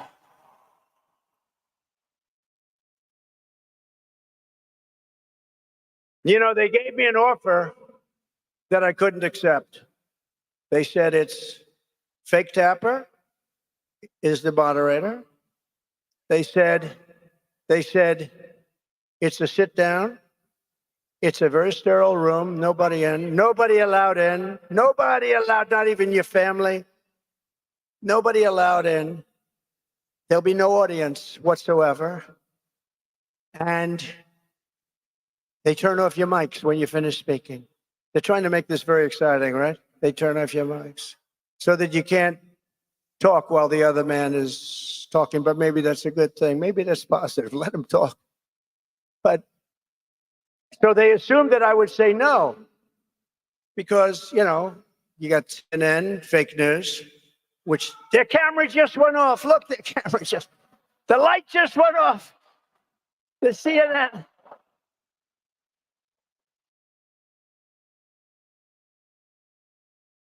Their light just went off. I watch their light all the time. If I mention anything about voter fraud, they turn their light off because they know it's true. It's unbelievable. No, their light just went off. I can't believe I got about a minute and a half. That cameraman is toast. He's going to be fired immediately. But they gave me, it's like the mob. They gave me an offer I couldn't accept. I said, I accept. Because we want to get him to a debate. Because here's what happened. They made an offer that was so ridiculous. And they knew I was going to say no. And then they could go, they say, Biden wanted to debate, but Trump refused to debate, right? But Trump refused to debate. He wouldn't do it. But I said yes. And now they don't know what the hell to do.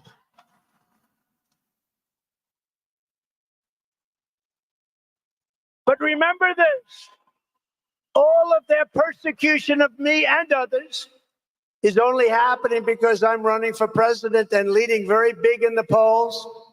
And since the rigged trial in New York, my numbers have increased substantially. And fundraising, by the way, is, I believe, the highest numbers in the history of politics, just like these crowds.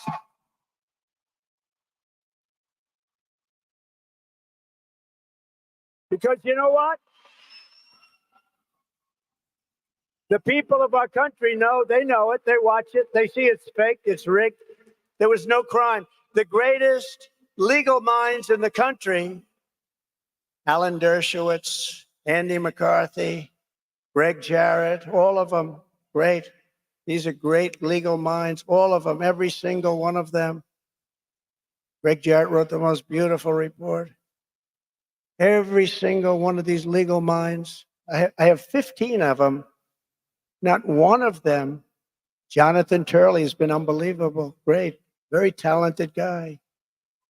The great one. You know who the great one is? Mark Levine. Mark Levine.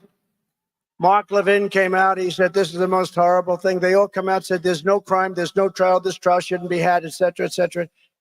And then I couldn't defend myself because I got a gag order. This is the first time in history a president, a former president, and now the guy that beat all the Republicans in a record fashion, faster than anybody has ever done it. And now the candidate, Republican candidate, big deal, Republican candidate, that's big stuff. The president of the United States has a gag order where I'm not allowed to speak because the judge doesn't want the truth to come out. And he knows I'm the one that when I talk, they listened. People have listened. And that's why the polls went higher. I'm the only one in history who got indicted and my numbers went up. I'm the only one in history who got impeached and my numbers went up. There's never been another candidate in history. When you get indicted or you get impeached, the following events take place. You call for a microphone immediately. Please set up a microphone. Could you do it like quickly? Yes, sir. He then gets to the microphone. He goes, ladies and gentlemen, it's been a great honor to serve you. But I will be leaving office. I have to be careful because they'll put this on as though I'm saying it. So I have to intersperse it with statements like, this is just sarcasm. But they get up to a microphone and they say, I'll be leaving office now. I will fight for my name and reputation. And I will bond and get closer to my family. And you never hear from the poor guy again. That's the end of him, right, Mike? That's the end of it. I've seen it about 200 times. I'm the only one that told the truth. I'm the only one that explained it. And I didn't have to because the people knew it. And they know me so well. They know me so well. They get it. I got indicted more than the legendary Alphonse Capone. Has anyone heard of Alphonse Capone? Scarface. He was so mean that if he had dinner with a person and if he didn't like him, he would kill the person. They would never find him again. Like Mike Lindell. He wouldn't like Mike. Because, you know why? He'd say, those ads, they are driving me crazy. Let's get rid of this guy. He couldn't stand those ads. Al Capone would take Mike out in 2 minutes. Mike's beautiful new wife would say, what the hell happened to my husband? You'd never be found. He'd be buried under the World Trade Center. But think of it, Alphonse Capone, Scarface, he was the meanest of them all. He had a scar that went from here to here. Scarface, the meanest, the toughest. I got indicted more than he did, and I didn't do anything wrong. I didn't do anything wrong. Even these great scholars, Jonathan Turley said there is no crime. Andy McCarthy said there is no crime. There's no crime. There was no crime. It's a rigged deal. We have a rigged country. We have rigged elections. We have open borders. Think of it. And the court system now is under siege. It's under siege. We have a lot of problems in this country. On top of that, we could end up in World War III because we have an incompetent leader that should never have been there. He's an incompetent man. As of today, we're leading Biden nationally and in every single battleground state, including the wonderful state of Michigan. Have you heard of Michigan?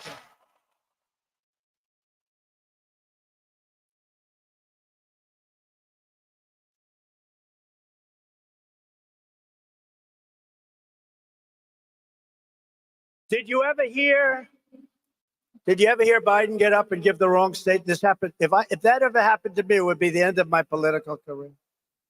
I always be very careful. Like the wonderful state of Michigan, supposedly went. So he's in Florida, and he goes, "It's great to be with the people of Iowa." Iowa, the palm trees. The palm trees are all over. Iowa's not known for palm. I mean, he got Idaho and Iowa mixed up, and that you can sort of understand. Of course, potatoes are different than corn. But that Idaho, it's great to be in Idaho. No, sir, you're in Iowa. You got New Hampshire mixed up with Massachusetts.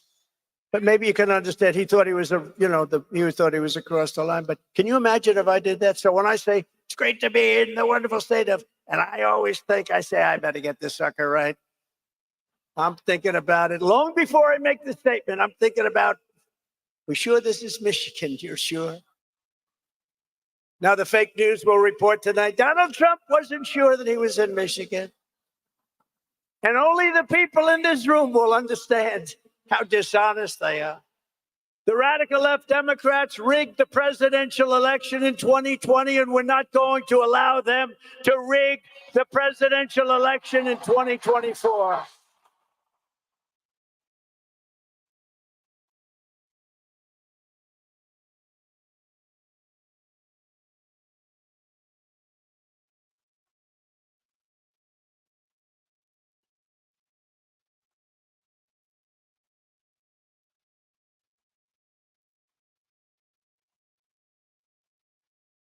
I will tell you, 2016 was that the coolest evening maybe in history? Maybe. The only thing that's going to blow it away will be November 5th. If we win on November 5th, I think it'll be the greatest political event in history. I actually think a victory on November 5th, which actually starts much earlier. Remember, Pennsylvania, September 22nd. North Carolina, September 6th. They start earlier. You know, it's sad when you have to go months early. It's crazy. What are they doing with all these votes? What are they doing? But Michael Watley's doing a fantastic job, along with Lara. We're doing a fantastic job at the RNC. I said, we don't need votes. And Charlie Kirk is helping. He's got his army of young people. These are young patriots. These are young patriots. They don't want to see happen what's been happening in our country. Thank you, Charlie.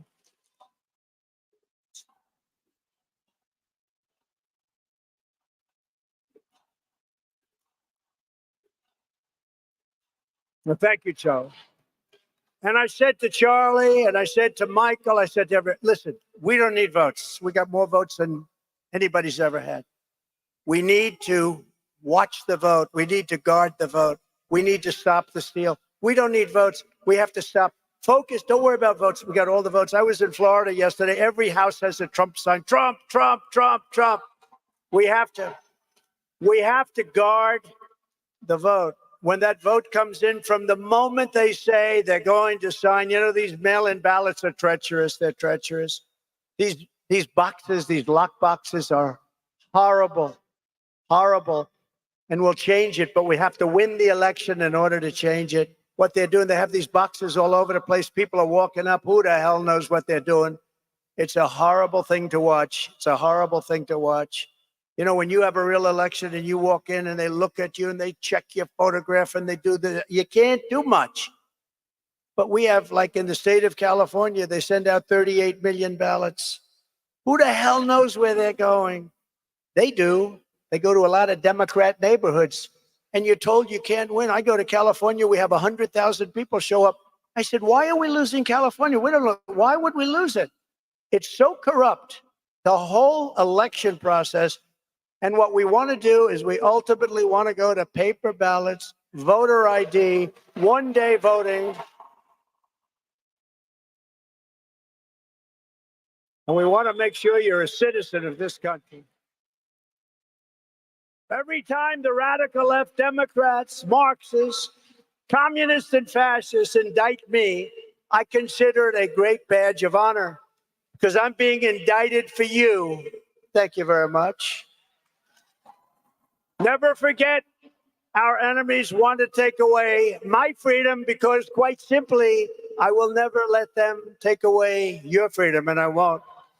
They want to silence me because I will never let them silence you. And in the end, they're not after me, they're after you. I'm just standing in their way, and I always will.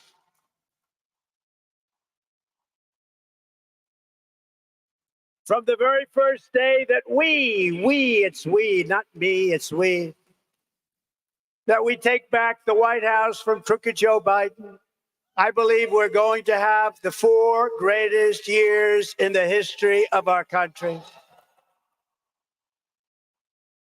Before I even arrive at the Oval Office shortly after we win the presidency, I will have the horrible war between Russia and Ukraine settled. We're going to get it settled and stop the death. Under my leadership, we had no new wars. Hillary Clinton, she used to say, look at him, listen to him. He's going to start wars. No, I stopped wars. We defeated 100% of the ISIS caliphate. We brought our troops back home. I had no new wars. I started no wars, first time in 78 years. Instead of a globalist warmonger, and that's what you have. In the White House, you finally had a peacemaker at 1600 Pennsylvania Avenue. These terrible wars, these horrible wars that were started, they never end. We call them the endless battles. Biden's weakness and failure are putting us in grave danger. As president, I will restore peace through strength. In my next term, we will build a great iron dome over our country like Israel has.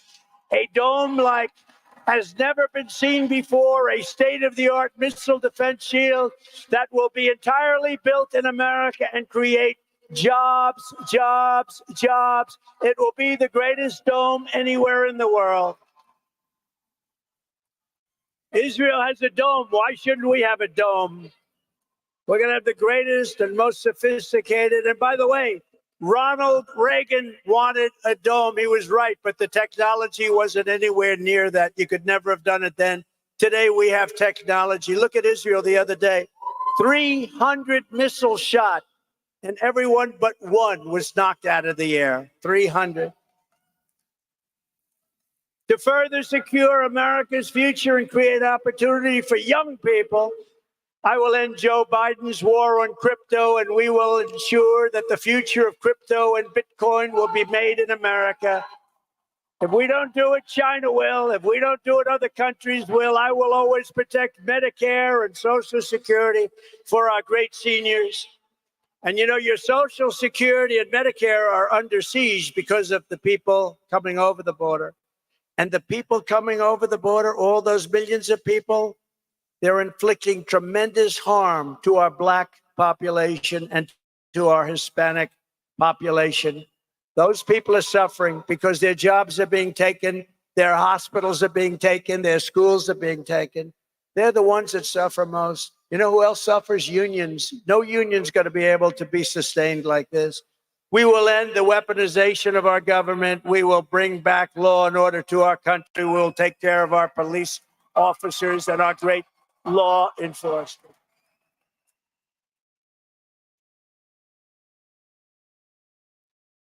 Joe Biden is out the other day trying to claim that crime is down, but actually crime is way up. They don't report crime properly anymore, as you probably have heard. Crooked Joe is citing statistics that no longer include data from 30% of the country, including the biggest and most violent cities. Oh, I see. That's nice. Meanwhile, Joe Biden still supports no cash bail and sanctuary cities. I'm probably the only one that has to pay bail. Think of it. I'm the only one, I think. He's responsible for the deaths of countless African Americans from crime, and he also devastated black families in 1994 with the crime bill. Super predators, remember? That was Joe Biden came up with that. Super predators. The black people have to remember when they go to vote. That was 1994 crime bill. Super predators, Joe Biden. When I'm president, we will end sanctuary cities. We will once again support our police. We will be going and rebuilding our cities into beacons of hope, safety, and beauty better than they ever have been before. We will take over our horribly run capital in Washington, D.C. We will clean it up, renovate it, rebuild our capital city that no longer will we allow it to be a nightmare of murder and crime. It's a nightmare of murder and crime in our capital. You leave Michigan, you want to go see the Washington Monument, the Jefferson Memorial. You want to see something in Washington, you end up getting killed. You end up getting shot, beat to a pulp. But our capital will become the most beautiful capital anywhere in the world, and it will be safe from crime. We owe that to our country. And we will replace the people that are running our capital, who are running it into the ground, who, by the way, were offered 10,000 soldiers or National Guard on January 6th, along with Nancy Pelosi. Oh, did you see Nancy Pelosi? Her daughter's in trouble. Her daughter is a semi-professional photojournalist, as she calls herself. And she has Nancy on tape saying it was Nancy's responsibility to secure the Capitol. I hope the congressmen and women remember that little tape that was released 2 days ago, because the fake news doesn't want to talk about it very much. She took full responsibility for it. She's angry as hell at her daughter. She may cut her daughter off from all of the millions and millions of dollars that she scammed as a congressperson. Think of it. She has better returns on her money than the smartest people in the history of Wall Street. Look at that. I wonder how she did that. On day one, I will sign a new executive order to cut federal funding for any school pushing critical race theory, transgender insanity, and other inappropriate racial, sexual, or political content onto the lives of our children.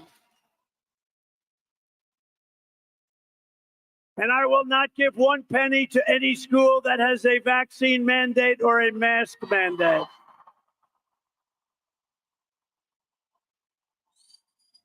And I will keep men out of women's sports.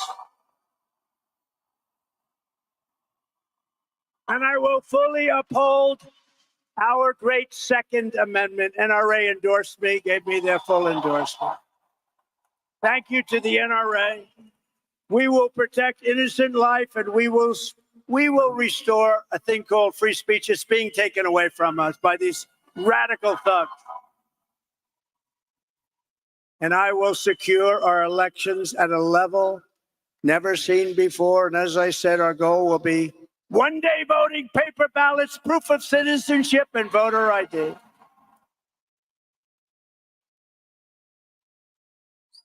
But we have to win. Republicans have to win. We want a landslide that is too big to rig. Remember that, too big to rig. How do you win it? There's a point at which they can't cheat.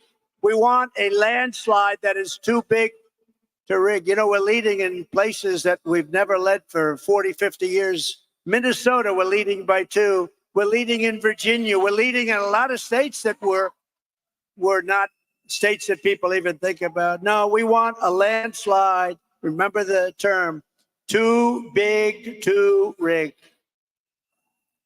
If you took the 10 worst presidents in the history of the United States and added them up, they would not have done near the destruction to our country as Joe Biden and the Biden administration have done. Take the 10 worst, add them up. He's worse than the 10 worst put together. The only good thing is Jimmy Carter is happy because his presidency was brilliant by comparison to Biden. So if you want to save America, I'm asking everybody to go out and, quote, swampthevoteusa.com to make a plan to vote either by mail or early in person or on election day. Get out and vote and watch your vote. If you want to volunteer to help us turn out voters in your neighborhood, sign up. Get trained at TrumpForce47.com. You got to watch your vote because they destroy votes. They terminate your vote. They do all sorts of things. Watch your vote. You can do it.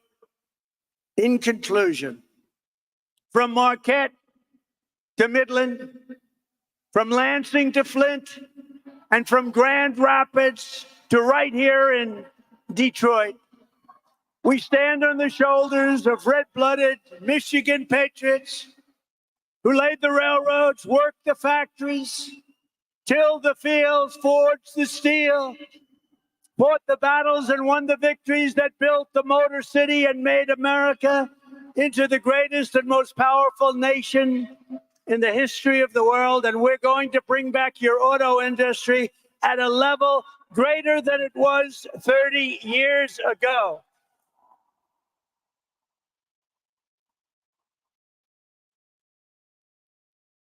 But now we are a nation in serious decline. We are a failing nation. We are a nation that has lost its confidence, willpower, and strength. We are a nation that has quite simply lost its way. But we are not going to allow this horror to continue. Less than 4 years ago, we were a great nation, and we will soon be a great nation again. With the right leadership, every disaster Joe Biden has created can be fixed and can be fixed quickly. Every problem can be solved and every wrong can be rectified.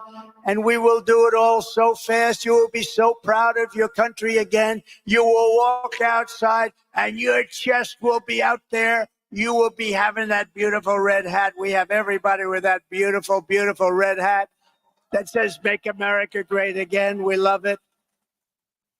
By this time next year, America's borders will be shut, sealed, and secure. And again, people will come into our country, but they'll come in legally. They're going to come in legally.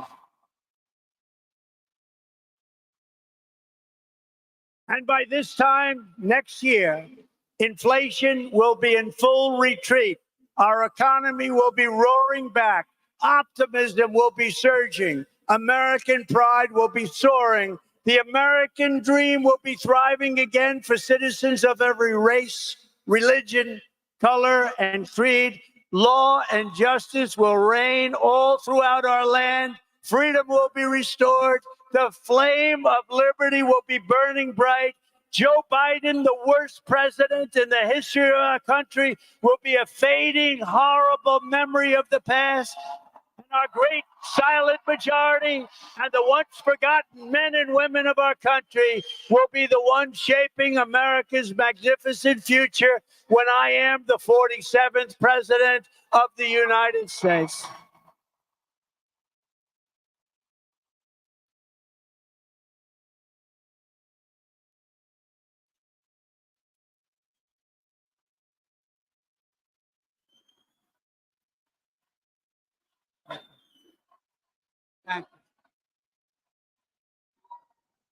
Because we are all Americans, and together we will show November 5th to be the most important day in the history of America.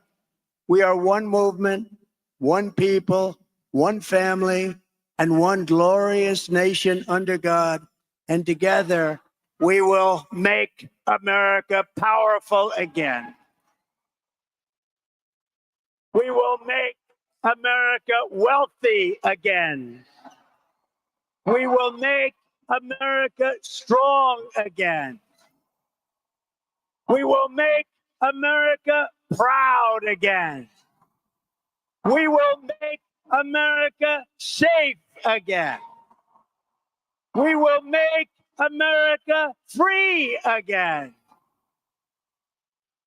And we will make America great again. Thank you, Michigan. God bless you. Thank you very much. God bless you.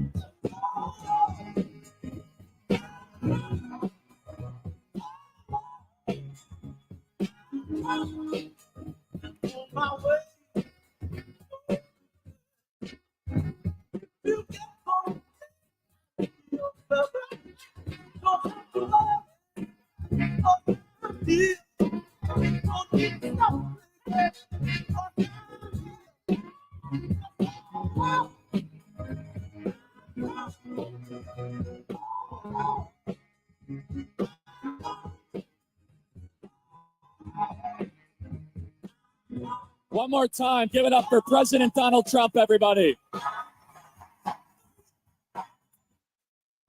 Remember to vote in the straw poll, a straw poll that will be heard across the nation of who you think should be the vice president. Say hello to all of our exhibitors. Download the Turning Point Action app. We are going to chase the vote and make it too big to rig. God bless you guys. Thank you so much. You